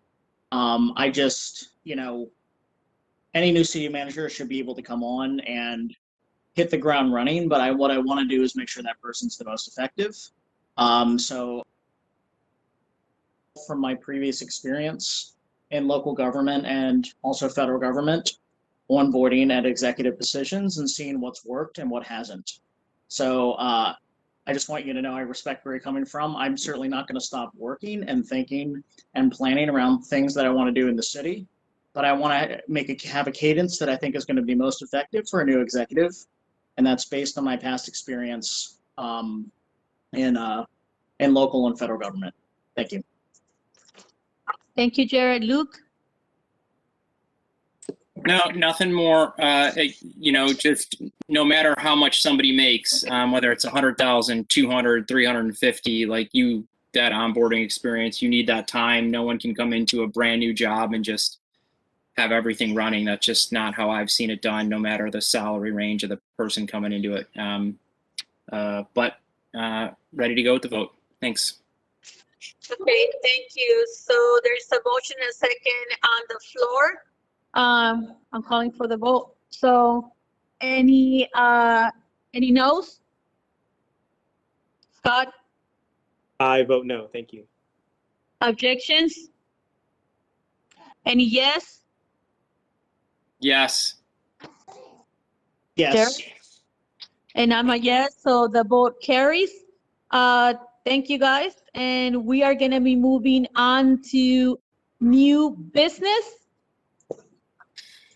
Let me see. Okay. Nomination of resident to fill the remainder of city council term vacant by Mayor Benitez. So that's item number 13. It's open for discussion. So Luke, this is your item as being the sole Ward 1 council member at this point. According to our charter rules, you take lead as being, like I said, the sole council member for Ward 1 because there's a Ward 1 vacant seat at this point. So Luke, the floor is yours. Thank you, Mayor. So I'm going to nominate Jimmy Tarlow to fill out the remainder of Selena's term. There's a couple of reasons why I made this choice. The first reason, the biggest reason, just has to do with experience. With Melinda and Brian stepping down in their roles, I was very nervous about how us as a relatively young council would be able to adapt to losing that historical knowledge. And so was very mindful about who we could bring in to fill that gap that we were most definitely losing. And so just thought about a few people who had been in this role in the past on city council. And, Jimmy made the most sense. Then when I heard the mayor talk about what she thought we should be thinking of in that role, she made a couple of comments. Somebody who's been doing this for a while, she referenced, and so that was sort of along the lines of what I had been thinking. Sort of another reason, and this is another thing that Mayor Miles mentioned, is somebody who has the time. And I think Jimmy, definitely has that time. He's retired, and he is, well, certainly not just sitting there lounging away. He does have the time to devote to this job, and we all know how much time it takes it. And, I know Jimmy's here and he can answer any of your questions that you may have of him. But he was a wonderful delegate at the state level to the residents here in Mount Rainier. And I think that experience will be really well served here on city council. He's going to be able to call people he knows at the state that he's worked with one-on-one, help us get money or questions answered from the state level. And I think he'll just be able to tell us, what we can expect from the state. If we're thinking we can get something from the state, he's going to be able to have that perspective for us. And I think that's a really good lens to have on the mayor and council. And Jimmy and I have talked a bit about, his role over these next couple of years. I think his preference is to be able to find somebody who could come in 2 years new. I think, he's going to do a great job. So if he needs to stay on, he will. But if there's somebody, who wants the role and will be good in the role, he's open to that, which I think was really important, especially in a nomination sort of scenario where there's not a vote. So that's my nomination, and happy to answer. Happy to turn it over to Jimmy. I know Jimmy's here if you want to say a few words, or Mayor, if you want to turn it over to the rest of the council first for their comments. Defer to you on how you want to run it. So I'll go through the council first and I'll have Jamie speak as well. Thank you, Luke, for putting that recommendation forward and for your words. So we're gonna go to Scott. Yeah, thanks, Mayor. Luke, thank you so much for explaining your thinking and just kind of how you arrived where you did. I will say that everything you said makes sense, but I will tell you that I am disappointed though, that you've only given us one name to pick from. For anyone watching the meeting, the charter, Luke has fulfilled his responsibility according to the charter, and he can give us a list of up to 3 names, which could also be 2 or 3 names. He's decided to give us one. And I wish that we had a couple of options to discuss. I think that we need to appoint another woman to the city council. We already have 3 cisgender men on the council, and Mr. Tarlow would make a 4th. Obviously, he's very qualified. He's been a city council member before. He's been a state delegate before, but he's not the only person who lives in Ward 1 who's qualified. And I would like us to have the option to appoint a woman and or a person of color and or another renter and or someone else from the immigrant community. And with only one option through Mr. Tarlow, we don't have the opportunity to appoint any of those 4 things that I just named. So I do look forward to, I hope we get another round so that we can ask Jimmy some questions. Luke invited us to ask him questions. I'm not sure if he's going to get the floor again to answer them, but I would be curious to know. At this point, we're just making comments and then we'll come back to Jimmy for questions if you guys want. So I am hearing you, just point of clarification. Cool, thanks. I'm not sure how much time I have left, but I hope that didn't count against me because I have several questions. Luke, I'd be curious to know if anyone else contacted you to express interest in being appointed to the position. If so, why are those people not included on the list that you're providing to the mayor and council, the list of 1 person? I'd also like to know when you knew that you'd be putting Mr. Tarlow's name and only his name forward to the mayor and council. I'd also like to know why you decided not to respond when I reached out on April 26th, when I had heard through hearsay that Jimmy was the only name you were going to put forward. I don't know if that was true or not. You declined to let me know whether or not it was true. And that was about a month ago, a little more than that. And just curious to know, like, are there any women or people of color in Ward 1 that you thought of that you think would be qualified to fill the position? And if so, why did you decide not to put their names forward? Time has run out, and I've asked John to make sure he types it in because he's yelling right here. I don't think you guys could hear him, so he's going to be typing it in and making. Thank you. I can put them in the chat if you want. And I heard you say time, but I'd like to be able to finish the sentence that's in the middle. Scott, no, we have made agreements. He actually gave you more than 3 minutes, as a matter of fact. So we need to go around the room. This is your first bite of the apple, remember? Then we have like 2 minutes and 1. So I'd like for us to respect the time frame. As you guys notice, I haven't even been taking 3 minutes on any of my conversations. So I've been trying to get us along the agenda. Anyways, I will say, Jerry, you have the floor.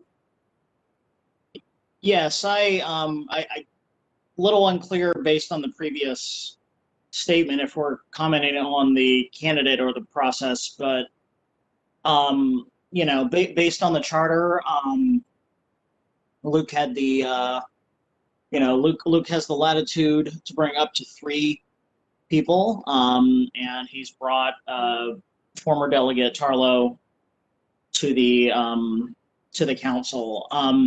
You know, if I think about, again, I think about, you know, the mix that we have on the council, as you note. You know, we have a very, you know, an Asian, Latina, a white man and a black man, and we have, you know, every edition, you know, it's difficult to be completely representative. I think, you know, as of we are, you know, I think it's, you know, we're in a reasonably good place. Although I guess you could make the argument that, you know, if I was, there's so few Asians in town that I should never be on council. But I personally feel like when I look at the council, you know, I'm the newest person on council. I'm also the longest termed resident on council. And then in the last 11 years, have been here for about 7 of them.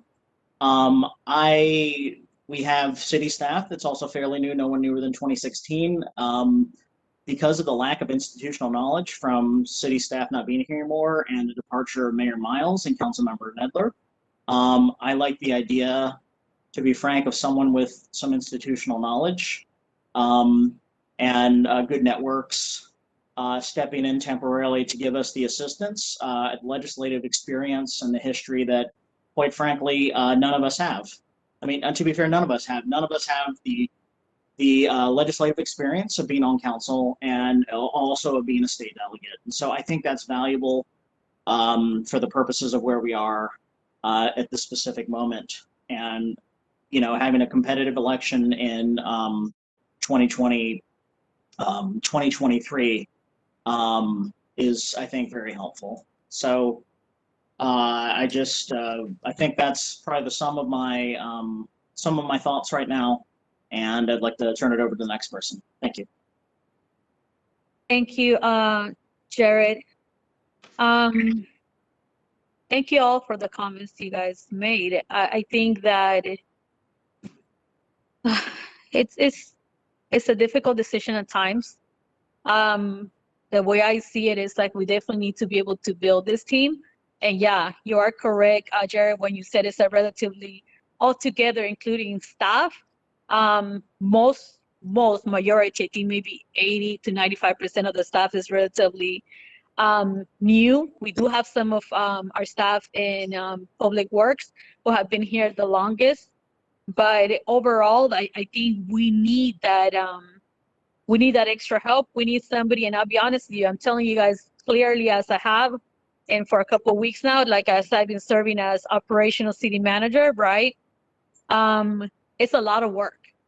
It's a lot of work, and you need a whole entire team because the city it's up and running. We are definitely a city on the move, and we definitely need somebody that not just anchor us, but is able to reach and vision, be a visionary as well, like the way we all are when it comes to things that we need, and to be able to, in a sense, guide as well.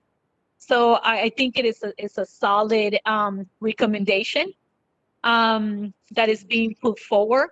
And I definitely appreciate the remarks on why this person was put forward. So thank you for that. So I will go another round. I'll stay at that. I don't need my 3 minutes, but I'll stay at that. Does somebody else wants a second round? Please let me know. Sorry, guys. Sorry. Yeah, this is. Yep. Thank you. Yeah. Yep. And just to respond to some of the questions that Scott made, and I appreciate you hearing out those questions. So there is precedent for only just doing one. I think Jacqueline LaRusso was nominated as just one person, and I think that's been done in the past. There was one resident who reached out to me about being in this role.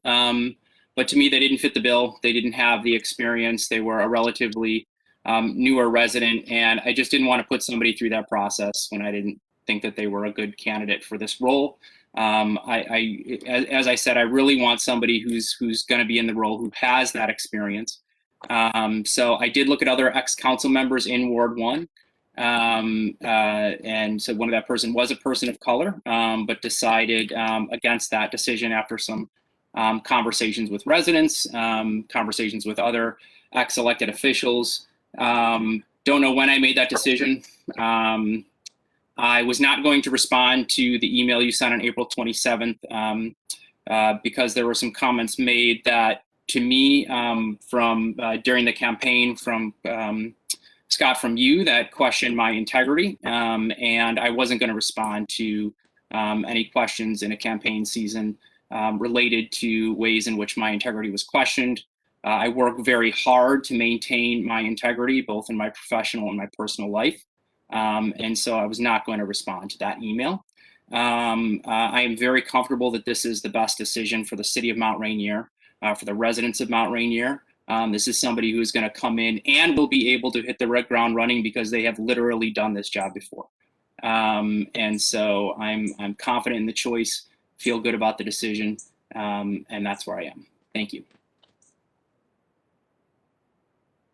Thank you, Luke.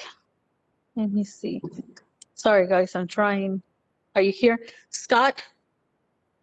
Yeah, so is this I know this is our second round, Mayor. Hold Is this, on 1 second, Scott. Hold on. It's time for this. So go ahead. is Go this ahead, our, start. is this when we should be asking questions of Mr. Tarlow, or is this the second round of comments, or is it either or? This is the second round of comments. So if nobody else needs a second round, then we'll end and then we'll go ahead and have Jimmy introduce himself. So saying Great. that you want to enter the second round, or you're done. A second round would be great. Well, you're on the second round, so go ahead. Great, thank you so much. Luke, thank you so much for answering those. We should have a conversation at some point. I'm surprised to hear that you thought I was questioning your integrity. We don't need to have that conversation now, that's fine, but we should have it at some point.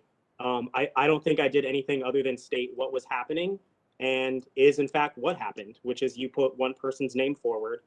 And I was hearing hearsay that that decision had already been made prior to the election. But that's a question I can ask Jimmy about himself. And I appreciate what you're saying too about, you know, thank you for letting us know that at least one other person did reach out to you, a newer resident, but that you felt they weren't qualified.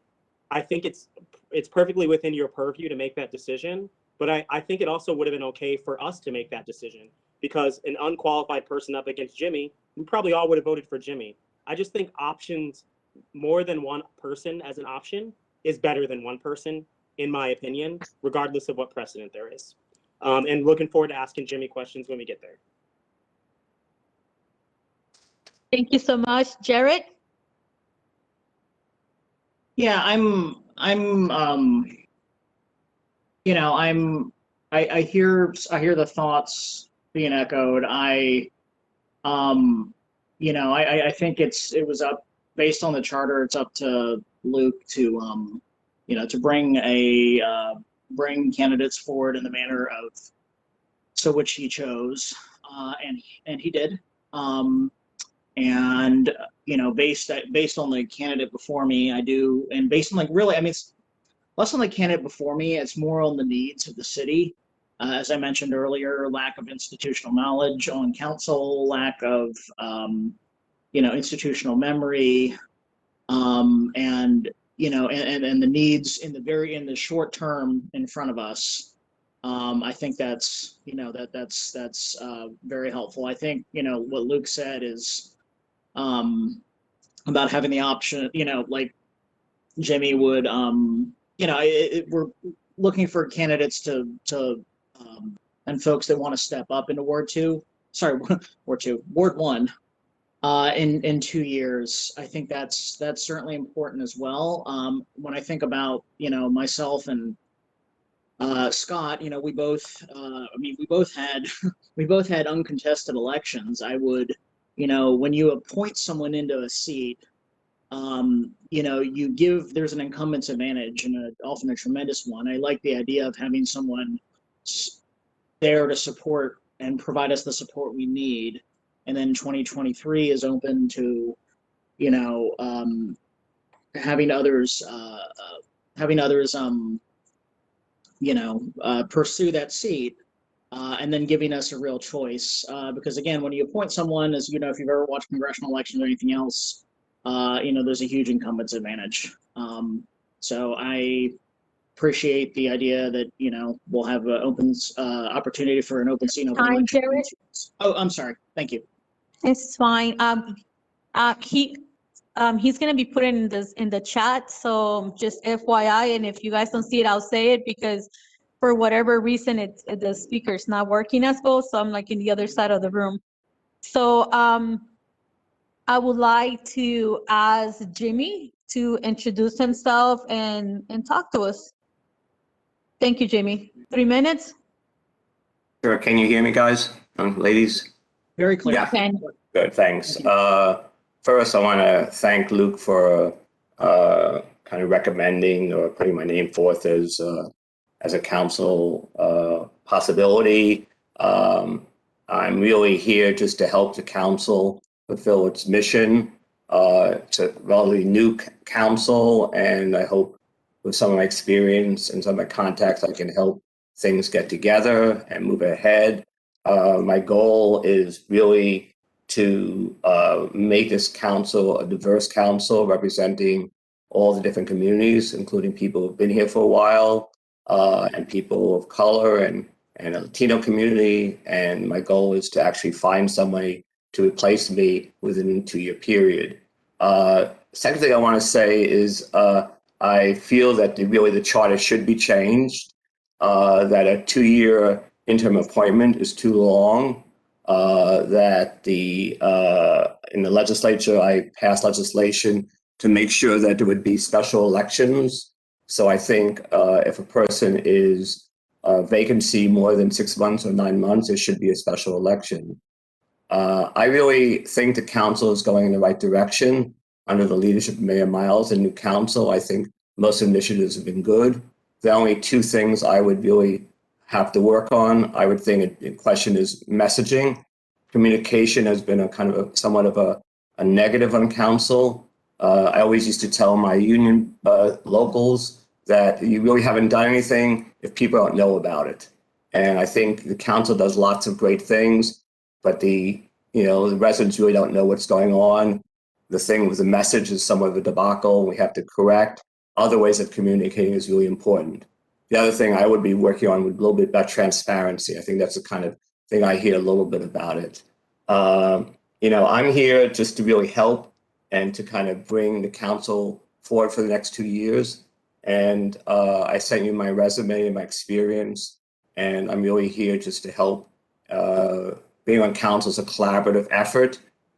5 people have to work together, try and make the city work, talk to the residents, listen, and try and get things moving.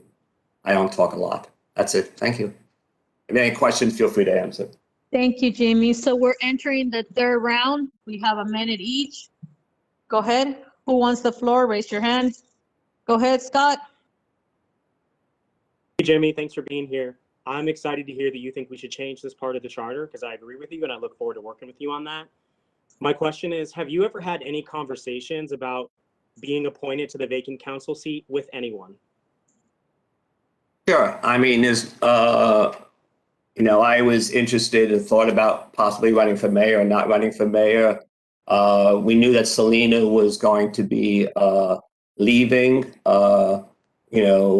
People asked me, and a lot of people in the community, whether I'd be interested in being on the council. I said, that's something I'd be willing to do, but no one made any kind of commitment or promise or anything like that, Scott, if that's what you're suggesting. People kind of were interested, about whether my willingness to be on council. And I said, yes, I would be willing, but no one ever promised me that I would have it or anything like that. And any kind of indication that is somewhat insulting about it, but it's all right. I mean, no one did that. I only have 1 minute. I'm not suggesting anything. I'm asking you. So Okay. Have you never had any conversations while canvassing during this election while canvassing about being appointed to the seat? Again, I said I would be interested in doing it, and with a vacancy, if I was nominated and I would recommend it, I would do that. That's the only conversation I had. Time. So, Jarrett? I think echo. I was, Luke mentioned it informally, and Jimmy, I'm happy to hear that you were interested in revisiting the charter. It did surprise me when I saw this for the first time about how we replace vacant seats. 2 years is a long time, and some of our neighboring jurisdictions have different approaches that are, I would say, more timely. So I'm refreshed to hear that. I think that's better. I do agree that we need to follow the charter as written, which is nominating someone from a list of up to 3. That's the way the charter reads. If we don't like the process, we should definitely change it. And I think seems to be some consensus here that we want to do that, but we need to do that going forward. Not look at the process we're going through right now and decide we want it to go differently than the way the charter specifies. Thank you. Thank you, Jarrett. Time. Luke? No, thank you, Selena. Okay, Thank you, Jimmy, for making yourself available. I think that sometimes it's easy to think, people are running to be a council member or even mayor, and it's not the case. I think especially Jerry make a sense of it. The last two elections, when it came to Ward 2, we technically had one candidate for each of those. Luke ran unopposed this year. It's a lot of work and commitment. I think that's so whoever decides to run or whoever decides to come up forward and say they would like to be appointed, I say thank you to them because it is a sacrifice you and your family puts forward. And it's definitely it's a lot of work. So thank you for that, Jimmy. I really don't have any questions. So what I'll do right now is open the floor for the public. We will go ahead and John, can you please, I'll go ahead and read the rules. You do have 3 minutes to talk to them. I need to make sure we're respectful towards any of the speakers, both the speakers as well as anybody in council. At the same time, when time is called, please finish your final word, but that does not mean extend it to 2 more minutes. I definitely appreciate that as well.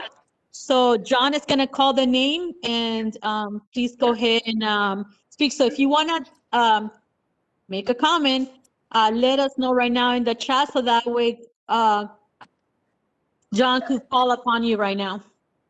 Point of clarification, Mayor. Go ahead, Scott. Yeah, thank you. I'm so sorry for interrupting right before public comment. I just want to make sure I understand. For our time limits, so like we only got 1 minute to ask Jimmy questions because we were on round 3 by then. Is the clock running while he's talking? He wasn't in a 1 minute. We were at 1 minute. I just spoke on the 2 and the 1. But at this point right now, we're in public comment. They each have 3 minutes to So be able what's the to speak. answer to the question though? I wasn't clear on what you're trying to ask me. The question is the 1 minute clock running while he's talking? Don, he's asking if there's the minute clock. You're talking about if you ask him something and you take 1 minute and then he starts answering? Is that what you're talking about? No, so my question was only 1 sentence long, and then he talked, and then I asked another question that was a sentence long, and then my minute. So I'm just wondering if the minute is, if the clock's running while he's talking. It's from. So you said 1 minute is uninterrupted. So if you hit and pause for him to answer you, then it's not. But I will ask everybody else to close their mic if their name is not called, because if not, we will shut down the mic. So that way the person on the floor has the respect of the audience. So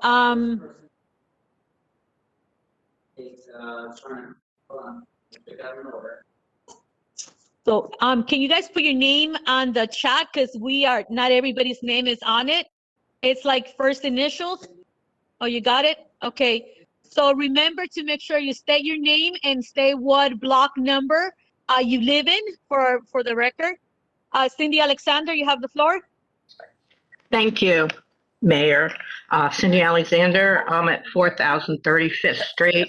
I just want to make a couple clarifications. I know the charter seems to be very vague, but at the time it was passed, I happened to be one of the ones that voted on the charter, which today I can't say I'm really happy about. But the intent of that was for a council person to be able to provide 3 names choices so that the other folks, council and mayor, had a choice. That council person was just providing help for them to pick somebody for the seat.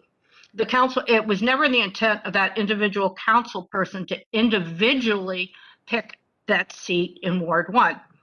So in the past, I don't think this has ever been done where a council person, and anybody on there, Brian, anybody can correct me, has actually chosen the person in the ward. And it's not about the person, because I know, Jimmy, you're great. You had told me for a long time you're going to run for mayor, and I was very surprised you did not do that, and instead was told during the election by Luke Jessic that he was going to select you to take over the seat, which was very, I don't know. That was not the intent of the charter and the way it was written. In the past, I believe that there were 3 people. If there weren't, the mayor or somebody would pick the other people, that they would also put out in the public, in the message or whatever, that the seat was going to be open. Is anybody interested? So that they could,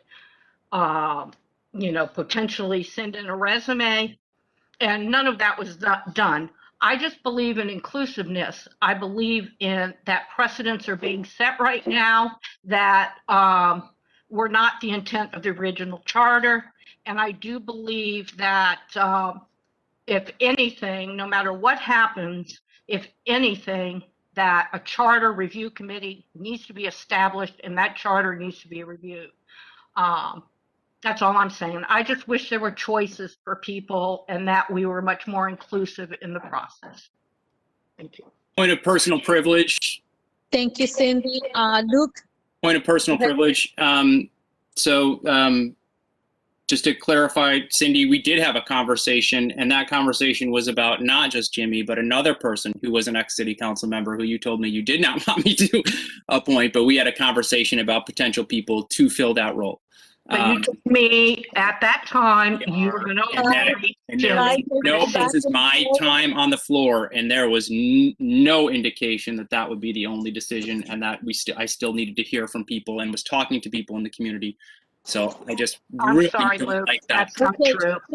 Cindy, you had 3 minutes. Thank you so much. And this is not me filling the role. The mayor and council are happy to not vote for this nomination, and we would not be with. This has to go to a vote. So this is not me picking. They can all say no to this nomination. So this is not Luke picking. Sorry. Luke, let's I will ask for us to go through each of the comments, and then if we want to add something, it's fine. Thank you for the point of information. Next on it, Renee Robinson, you have 3 minutes. Hi, Charnette Robinson, 3500 block of Perry Street. I did submit a letter that I don't know how it gets read into the record, but I hope that it is eventually read into the record. I'm not going to repeat everything that everyone else has just said. I agree with Cindy and some comments from Scott in reference to this. I will say that there should have been enough time to either have a special election or put this on a referendum, and people who want to run for that position, let them run for that position. Let us, vote on residents that may want to run for that position. I think we'd be surprised the number of younger people in this community that have the experience that you're talking about. And I also think that Selena and Luke have held those positions long enough to have experience to run and do the things that they're not giving themselves enough credit for. You've been there long enough to run this city. You don't need Jimmy Tarlow to step in and tell you what you need to do. And if you feel you need to, then there's something very wrong here.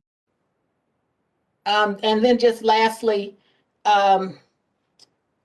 please, the charter review. Let's get this done this time around as soon as possible. We've asked for it your entire time in office, even before you came in office. And every time we run into situations like this, it becomes more apparent that it needs to be done. But I don't think that you're giving yourself enough credit for what you've learned over the course of time that you've been in office. And you do have the ability to make the decisions and to do the things that need to be done. I don't think we have to go back to, I don't know how many years ago it was that Jimmy was on council, or his experience as a delegate. I think that there are people in this community that have that ability to do the same thing. Thank you. Thank you, Charnette. John, next person, please. Carthy Boston, 3 minutes. Hi, Carthy Boston, 4100 block of Rainier Avenue. My question is pretty much, I think they reiterated everything I wanted to say. I just wanted to ask Jimmy Tarlow a question in terms of how different would your role be in council in the past? Because one of the criticisms I received when I was stomping for you when you were running for delegate from members of this community was that it was pretty much the old guard. I mean, what would you accomplish differently that you didn't accomplish in council in the past? And this city has been stagnant for a very long time. There are lots of things that haven't gotten done.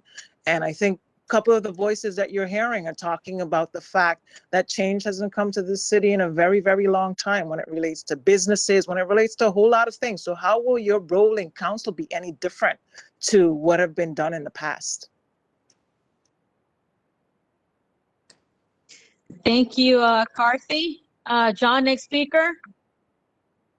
Anybody else? Brian, I see you made a comment. Would you like to speak, Brian?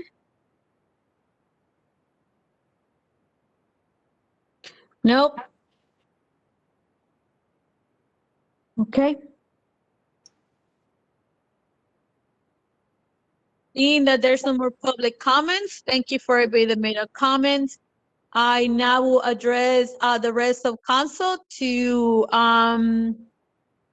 if you have anything to add, I guess you guys go have your another. We're gonna go for an extra 1 minute, uninterrupted 1 minute. So don't interrupt each other, please. Go ahead. Jared, if you need to take it, you don't have to take it. Jared? Yeah, I do hear everything. I really wanted to thank, sorry, I'm videos having problems.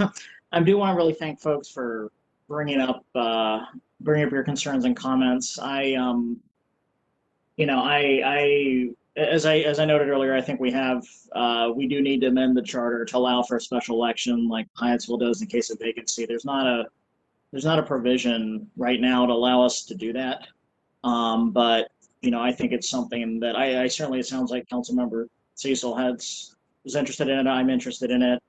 And I really would like to do that as well as some other charter review items going forward. So because I think, yeah, there are definitely ways that in the charter that this process that we handle vacancies that could be different. So thank you. Thank you, Jared. Scott? I'm curious to know if we're going to have discussion before voting on this, if we are voting on it, but I'll still take my minute now. I did ask for clarification from the city attorney today on whether or not this needed a resolution because I was worried it did. She says that it didn't, but I just personally just wanted to let folks know that I think we should have done a simple resolution for this so that we could vote on an actual document. In which case I don't think that we should have been voting on it tonight, but that's just how I would have done the process if it was me appointing someone. My intention on the questions I asked earlier, and maybe Luke or Jimmy will answer them this time, is not to insult either of you. I just want to know when you talked about this. If you talked about it before the election, I'm not even saying that that's bad. And I'm not even saying that I wouldn't vote for Jimmy even if there was other people on the list of 3 people. I can't think of anyone who's more qualified for him. I just want to know when you talked about it. If you talked about it before the election, what's wrong with telling everyone that? Especially if you really believe he's the most qualified person. So I hope you guys will just let us know. Did you talk about this before the election? I just want to know if that's true or not. Can I say something, Salita? I don't know when it's appropriate. Jimmy, you go have the floor. Go ahead. Scott, I thought I answered the thing. I mean, I discussed this both with Selena, with Jared, with the mayor, with different people, with Brian Nedler, about being part of the council if Selena left. It was not a secret. No one promised me anything. But a number of people asked me, including, Cindy and other people, about running for mayor or not. And I said that if there was an opening, I would be willing to be on council. And I talked to I think everybody on the council, except for yourself, I had that discussion with, but there was no promise. The charter is very clear. It's up for Luke to recommend up to 3 people. There have been times when only one person has been recommended. And terms of, I don't know who asked about my Miss Boston, I think I did a pretty good job on council. Maybe not everyone agrees, but we did a lot of initiatives, including the centennial celebration, the 5K runs, the purchasing of the Bass property, the home tours, and I think more importantly, I think I actually went door to door, not just in election time, but actually would talk to all the constituents on a regular basis about what was on their mind and what were they doing and what people cared about, and I continue to do that. So I'm not sure if I'm part of the old guard, but I do I have been here a number of years, and hope to try and continue to both listen to the people in Ward 1 and also to try and kind of follow through on concrete projects. And I really do agree that there should be a charter change. This is not it's not right to have a 2-year position through an appointment, but that's something that has to be done in the future. But did I answer your question, Scott? I'm not sure if I'm allowed to speak again. So, Jamie, hold on. Pass the floor for that 1 minute. Mayor, I haven't. Right now, we're at a 5-minute mark for each of us. We can't hear you, Selena. I haven't had my 1 minute yet. That's what I'm saying. If you want it, you could take a look. You're up next. But do be aware that at this point we're at 6 minutes per council member, and I mean I allowed the extra minute to make sure like you guys had your say, but we definitely had a lot of time to discuss. Go ahead, Luke. Yeah, I think I'm the last person with the minutes. I'll try to be quick. Yeah, Scott, I thought I answered the question earlier that had conversations with a lot of people, including Jimmy, both before the election, after the election. But yeah, so I thought that was answered. And the charter needs to be amended. Like, shouldn't be appointing people for 2 years. And so I think we could make an easy charter change about if there's less than a year left, you could appoint somebody. If it's because you're going to need the Board of Elections is going to need time to have an election and put together an election, so you're going to have to build that time into it. But we're looking at the charter and we're going to get that done. So that's it for me. If I'm the last person, I'll motion that we nominate Jimmy Tarlow to fill out the remainder of Mayor Benitez's old city council term. There is a motion in the floor. Any second?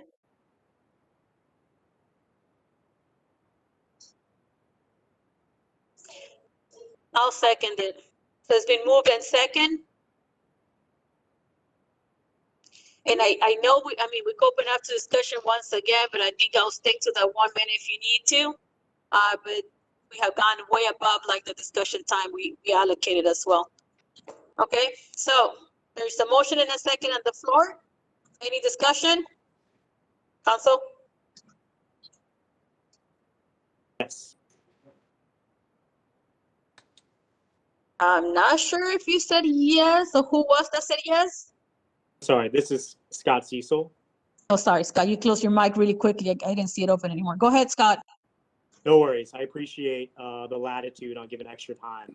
We all have to be able to work together, and I believe we will be able to. So yeah, Jimmy and Luke, thank you for answering the question in a very clear way. I appreciate your honesty. I don't think that there's any malfeasance. I just think it's important for the sake of transparency for people to know that you guys were talking about doing this before the election even happened, and you decided not to share that with the public, and that's okay. I personally would have done it a little differently than that. I had conversations with residents about it. Okay, never mind. I am a little bit misrepresenting my comment. 1 minute, please. Go ahead, Scott. Yeah, I'm not sure how much time I have left or if the clock is still running. Thank you. I'm a little bit miffed that neither of you spoke to me about it, though, because I emailed you both directly and asked you about it, and you just didn't respond. So I guess that's a problem with me and not everybody else. Thank you, Scott. Jared, you have something else to add? And then Luke? Yeah, I just, I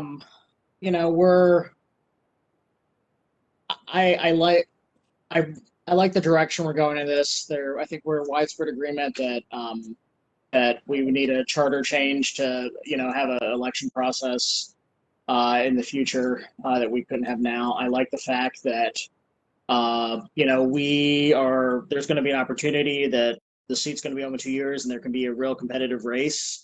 We don't often have those, and I would like to really try to cultivate a competitive field of candidates. Every single person on this call, Luke, myself, Scott, and then Selena, until Scott ran against you, actually were in an uncontested race. I do agree that we need the opportunity to have a competitive field and have people excited to step up. And I think, not putting someone in there that gains an incumbent's advantage is going to be great for a really dynamic and exciting and community-driven, election in 2 years. So I really think that's where I am on this. I've really thought a lot about this in a lot of different ways in terms of experience and things we need on council, and then also looking forward towards how the council could look in the future. Thank you. Thank you, Jared. Luke? No further comment. Thank you, guys. So seeing there is a motion, a second on the floor. I haven't put much of an opinion out there, to be honest with you. I think that we also need to be very clear on the things that we are saying. One thing is, various people talked to me and I basically was like, direct them towards where they needed to answer their question, but it wasn't technically my role to fill. And as you guys know, I am like, there's a lot of work I'm doing right now. I'm basically running a 40-hour job plus everything else I'm doing. Regardless of that, having conversation with different people, hearing people being interesting, it's just that, a conversation. I mean, people are interested in being a mayor. I direct them to where it needed to be as well. Whether we're running against me or not, it didn't matter if they wanted the information. I shared the link, I shared the information with them. But ultimately, I want to make sure something's clear. It's not Luke deciding on his own. Like he stated as well, he's putting it on the floor. His recommendation forward. If everybody votes no, then it goes on back to the drawing board. But the way I see it is he did his due diligence, did what he needed to do. Various people talked to everybody. Apparently, from what I'm hearing, people I didn't even know about. But I will say that we need the help. This small group is not going to be able to carry, not because I don't think I'm capable, because I've been able to carry like the operational city manager for 3 weeks without us dropping the ball, right? But I think we do need this. This council is set up to have this many people for a reason, and even then it's a lot of work. And we need to be able to introduce somebody into this council and have them start working this summer so that we have a strong council overall. I think that we all bring different things to the table, and that's where I'll be in. I'll cut my own self off, although I didn't spend my 6 minutes. Either way, there is a motion and a second on the floor. Please, I'm going to be calling for the vote. It's already been discussed beyond the allocated original agreement for mayor council. Thank you for discussion for everybody. So any nays? I vote nay. Any objections? Any abstentions? I'm so sorry. Seeing none, any yes? Yay. Luke, Ralph, Yay. Jared, and I'll give my yes, that is 2 votes. The motion Yay. passes. Selena, we can't hear you. Can you hear me now? No. Oh, man. If you guys only knew the accommodations I am right now at the police station trying to have this conversation. Can you hear me now? Yeah. Don't change it. Hold on. I'm the equivalent of holding like a hanger with a bunny ears at this point. Anyways, so there are 3 votes on yeas, 1 no. The motion carries. So thank you so much. Jimmy will make sure we go through the whole paperwork that needs to be done to add you part of the team. So thank you so much for that. All right, John, can I see the agenda, please?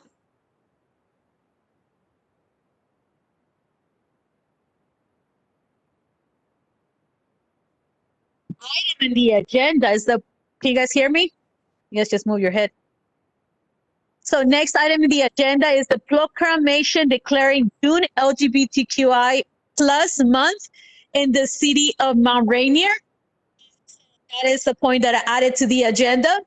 As of last year, Mayor and Council voted to acknowledge the great work of the LGBT plus community in the city of Rainier as LGBTQ and also raising the flag at City Hall. Just a proclamation doing this, and this stuff also on the 12th hosted by the rec committee. So thank you so much to the LGBTQ community that we do a proclamation just like we do. Give me 1 second, guys. Okay, can you hear me now? Yeah, Selena, if you can, and I apologize for going out of order. If you can just stick where you are, it's because you've been going in and out. Yeah, the computer that we had was having trouble, so I had to go back to my phone. So anybody rings, it shuts me off. I apologize for that. So we are declaring LGBTQI month. You see the resolution in front of you, and it's declared Pride Month in the city of Mount Rainier. Go ahead, we could read through it, but it basically acknowledges the hard work that LGBTQI plus community has done for this city and nationwide, the struggles that they're facing, and why it's important for the city of Mount Rainier to take a stand and publicly stand with our community members and create an inclusive and welcome community for all of them as well. This does not mean they have not been living in our community, but it's always great as a city to take an official stand. And this is one way we could do it aside from declaring the month of June Pride Month, raising the flag in our flag post outside. So I will go ahead and open the floor. Jared?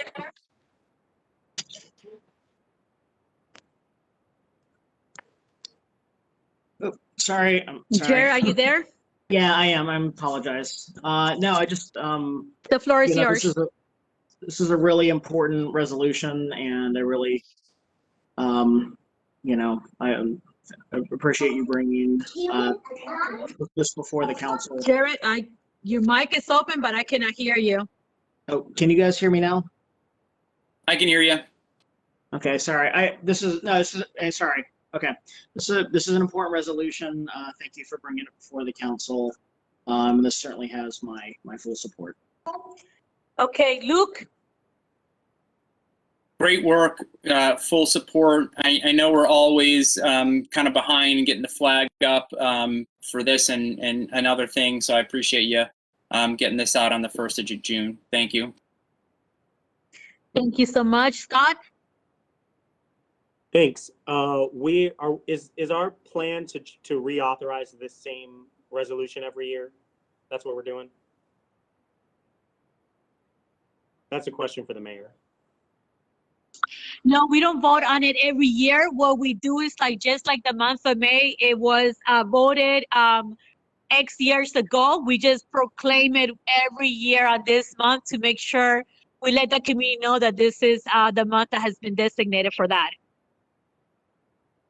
Got it. So it's just a proclamation. No vote needed. Okay.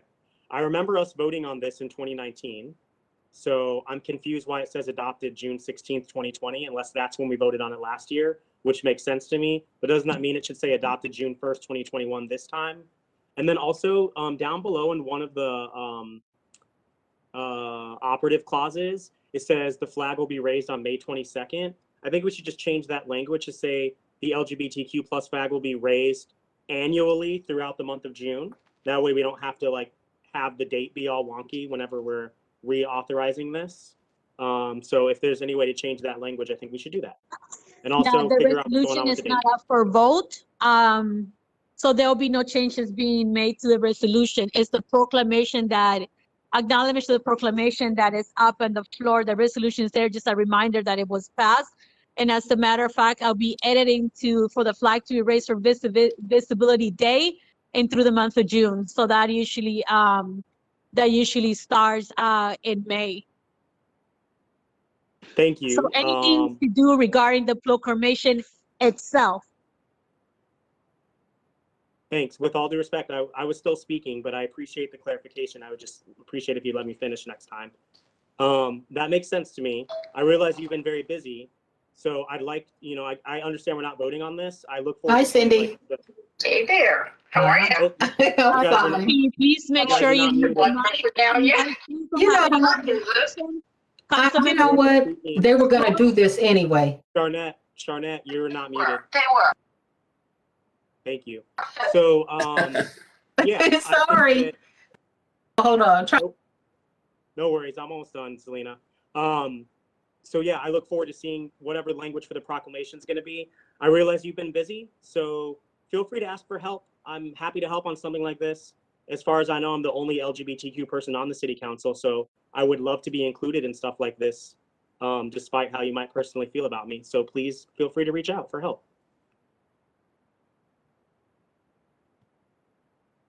Thank you. So thank you staff for making sure this proclamation is there. The progressive LGBTQ flag will be fly. We had it, there was a little bit of delay, but it's gonna be going up. And if that one doesn't goes up, we have the backup as well. John, go ahead and move on the agenda, please.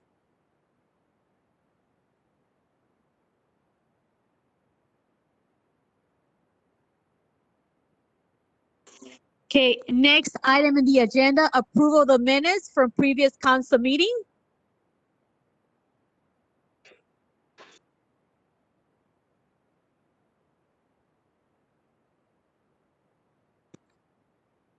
Will you guys accept the motion to submit any changes to John by the end of business day on Friday?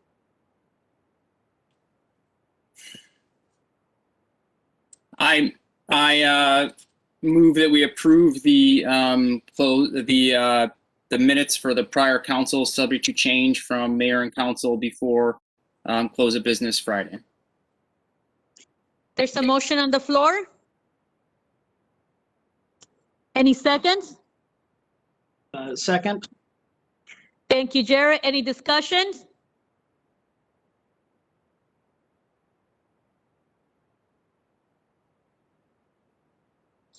Hearing that is none, I'm gonna call for a vote.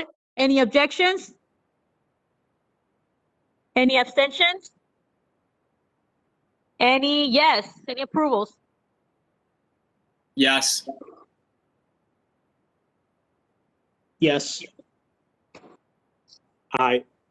I got two. I think I heard a third, and I'll give it an aye. So the motion carries. Please submit any changes to John by the end of Friday. The other one will be Mayor, Council, and City Managers Report, item number 16 on the agenda. So I'll go around the room. If you have none to report, none, and go through it. If not, you have your floor. Okay, so let me look at you guys. Okay, Scott? Thank you. Yeah, I'm gonna hold my tongue mostly for now, just in the interest of time, just for members of the public. I do have a lot of things to report out on. Please make sure that you're subscribed to my email blasts and that you'll see them there. And I'll just make the note that everything that was in the campaign platform that I produced for my write-in candidacy for mayor, I still plan on working on all of that stuff. So watch for that to continue to happen, not only at the next work session, but when we get back in session in September. And yeah, to the other council members and to the mayor, anything that's in that platform that you are interested in working with me on, and we haven't already discussed it or you haven't made it known to me, please let me know, because I want to be able to work with you on that stuff. And looking forward to just having a good, strong summer, getting the city manager hired. I know it's something we all care about and we're working on, and getting into the fall ground running, and just having a good legislative year. So great meeting, everyone. I appreciate the latitude, given a little bit of extra rounds on some of those discussion, and I appreciate all of you. Looking forward to working with you for the rest of the year. That's it. Thank you so much. Jared? Yep. Just wanted to Thanks, folks, for coming to the council meeting, providing public opinion tonight, and just wanted to echo. I'm really, Scott, I know you and I have talked about a lot of the items on your list. I'm super excited to work on a lot of those, or I'm excited to work on any of them you're interested in working with me on. But ones that specifically I have, or you have, or we're both interested or passionate about. So I know we've talked about some of those on past work sessions, but really look forward to working with you together on things for Ward 2 and the city at large. So thank you so much. Thank you, Jared. Luke? It's a legislative session, so I'll go through my thank yous for everybody on the mayor and council, and then a thank you for a resident. I will start all with Scott. Thank you for always repping Mount Rainier, both at the city council meeting. There's always the Mount Rainier sign in the back, and then your shirts. I know you've worn the Mount Rainier shirt on a few meetings, and I appreciate that because it's been sitting in my drawer for the last year and a half in COVID, and it's a nice looking shirt. So I hope you'll wear it at MML. Jarrett, I wanted to thank you. Love some of the conversations that we've had. I love your focus on what is practical, what is possible in a city our size. Thinking both big picture, but also thinking about, you know, how limited we can be from an operations perspective as in a city our size. So I just appreciate your perspective there. Selena, I wanted to thank you for your role, you know, overseeing things. I know the department heads got a lot of the city running on autopilot at this point, but you know, I know that there's still a lot of work for you to do, and I appreciate you being down there, and I appreciate the updates that we get from you. It's very nice. Appreciate that. The resident I want to thank is Tori Partridge.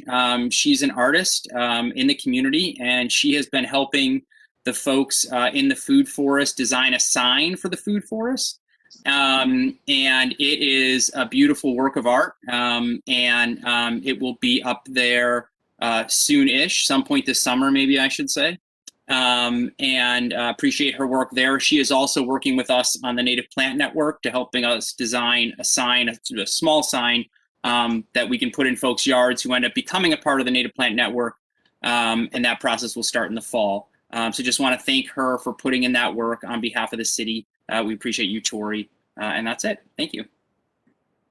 Thank you guys so much. As fine as reports, I was very privileged to meet with the other 6. It's a total of 6 of us now, council members that have Latino heritage through Prince George's County. It is one of the biggest blocks we have, and if you add Denny and Delegate Jocelyn Peña Malik, it's 8 of us.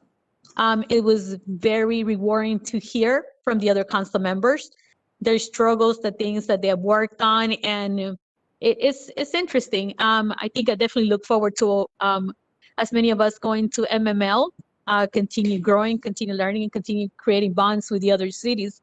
To the residents, we're here. We have an outstanding team working together, and please be on the lookout for a community virtual meeting in order to hear your feedback when it comes to the city manager search. Your council, mayor and council, is working really hard to make sure we get the next city manager. We definitely would like to hear from you. So that information is going to be coming soon, and we're going to blast it through all of our meetings, including MRTV, which I've learned that it reaches to a lot of our apartment buildings. So if you can hear me, I'm sorry, like my voice is gone. I've been at work since 3 a.m. So it's a lot of work. So thank you guys so much for everything. So this is a big shout out to the whole entire team pulling their weight. Staff, you're great, and we'll continue working to make sure the city gets all the things that they need. And big shout out to a lot of directors for applying to those grants, and we're making sure that we're stretching our dollars as much as we can to create like change in tiers every year. So you'll be able to see it. So Luke, big shout out as well for the mural on 34th Street. It is beautiful. To the artist, he was outstanding to work with. I mean, he turned around the mural. It's like, so you haven't seen this on 34th Street. His name is Rick. right? Eric Ricks. Eric B. Ricks, yes. He talked to the community. He was very great to have him around the city. He's somebody local. As far as the library, I've been in talks with them. So the library is going to be open up this month. So we will have 3 murals in the last 2 years. The library mural is almost completed, so it's going to be opening its doors, and we will see more life. I asked everybody to please go over to the library, check out books, check out the mural, because part of the library being open is making sure that people are going to it. If our numbers drop, then it gives a reason for it to close because they feel like it's not needed. And I know a lot of us have fought for the library for years to make sure it remains open, make sure that we got enough funding to basically rebuild the inside. So I look forward for the ribbon cutting for the library and more things to come. So moving on to item number 17, do I have a motion to adjourn? Can I add something, Mayor, to my announcement or my report? Is there a motion on the floor? Seconded. Um, I don't believe there's a motion on the floor to be I'm seconded. not sure which of you guys spoke. That's what I'm asking. Scott asked for a couple more minutes. Oh, Yeah, I sorry, was just Scott. I asking thought if you I made a could add- motion. Scott, Yeah, is it about the reports? Because we're sticking to, well, I'll go ahead and give you 1 minute. Go ahead. Yep, I'll need even less than that. I forgot to mention this. I'm really excited about it. So I now appear on the LGBTQ Victory Fund's Out for America map, which shows LGBTQ elected officials. There are only 7 of us in Maryland, which makes me 1 in a million. But I just wanted to let folks know that I'm on that. And if you know any LGBTQ elected officials, go look at the map. And if they're not on there, encourage them to apply, because they also offer resources to elected officials that are LGBTQ. That was it. Thank you. Selena, could I be extended the same courtesy? I apologize. Could I have a couple minutes, like a minute?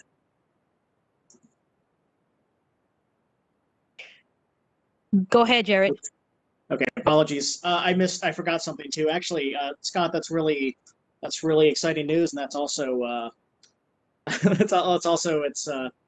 I guess, surprising, but I guess in some ways not surprising how few LGBTQ elected officials are in Maryland. So I also wanted to mention that I joined a convening of, for the very first time, of all the Asian American and Pacific Islander electeds in Prince George's County. Was convened by Delegate Wanika Fisher, who's of part Asian descent, like myself, 2 council members from Cheverly and Colmar Manor, Councilmember Frime and Councilmember Mendoza, Delegate Valderrama, and then 2 of the school board members, Joshua Thomas and Rahil Ahmed. So really excited to bring that group together, build up a larger voice for APIs in this county, which there's more than 7, and there's 7 in the county. A handful more in Maryland, but definitely underrepresented relative to numbers. So it's really exciting to be able to have a combined voice. Thank you. Thank you so much for sharing. Right now, I think it's important to also,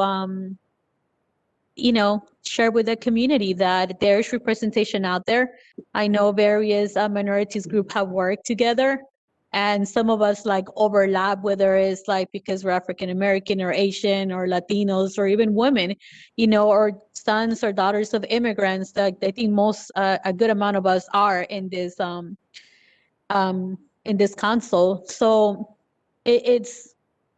it's very happy to see how far we've gone, how far we need to still go, because the numbers are very small based on representation. And if you talk about nationwide, the numbers are even smaller at times. So I'm happy to hear that the groups are meeting and we're talking and figure out how to unite forces to continue working together. So with that, exciting news.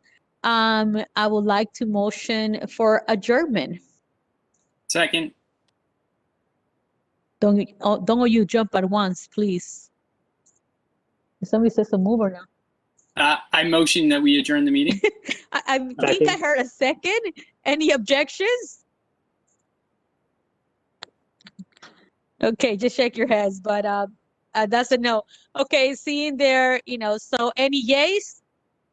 Yes, you guys look happy. Yay. Okay, so motion carries. Thank you guys so much, and I look forward to see you guys in our next work session. Thank you. Have a good night. Good night.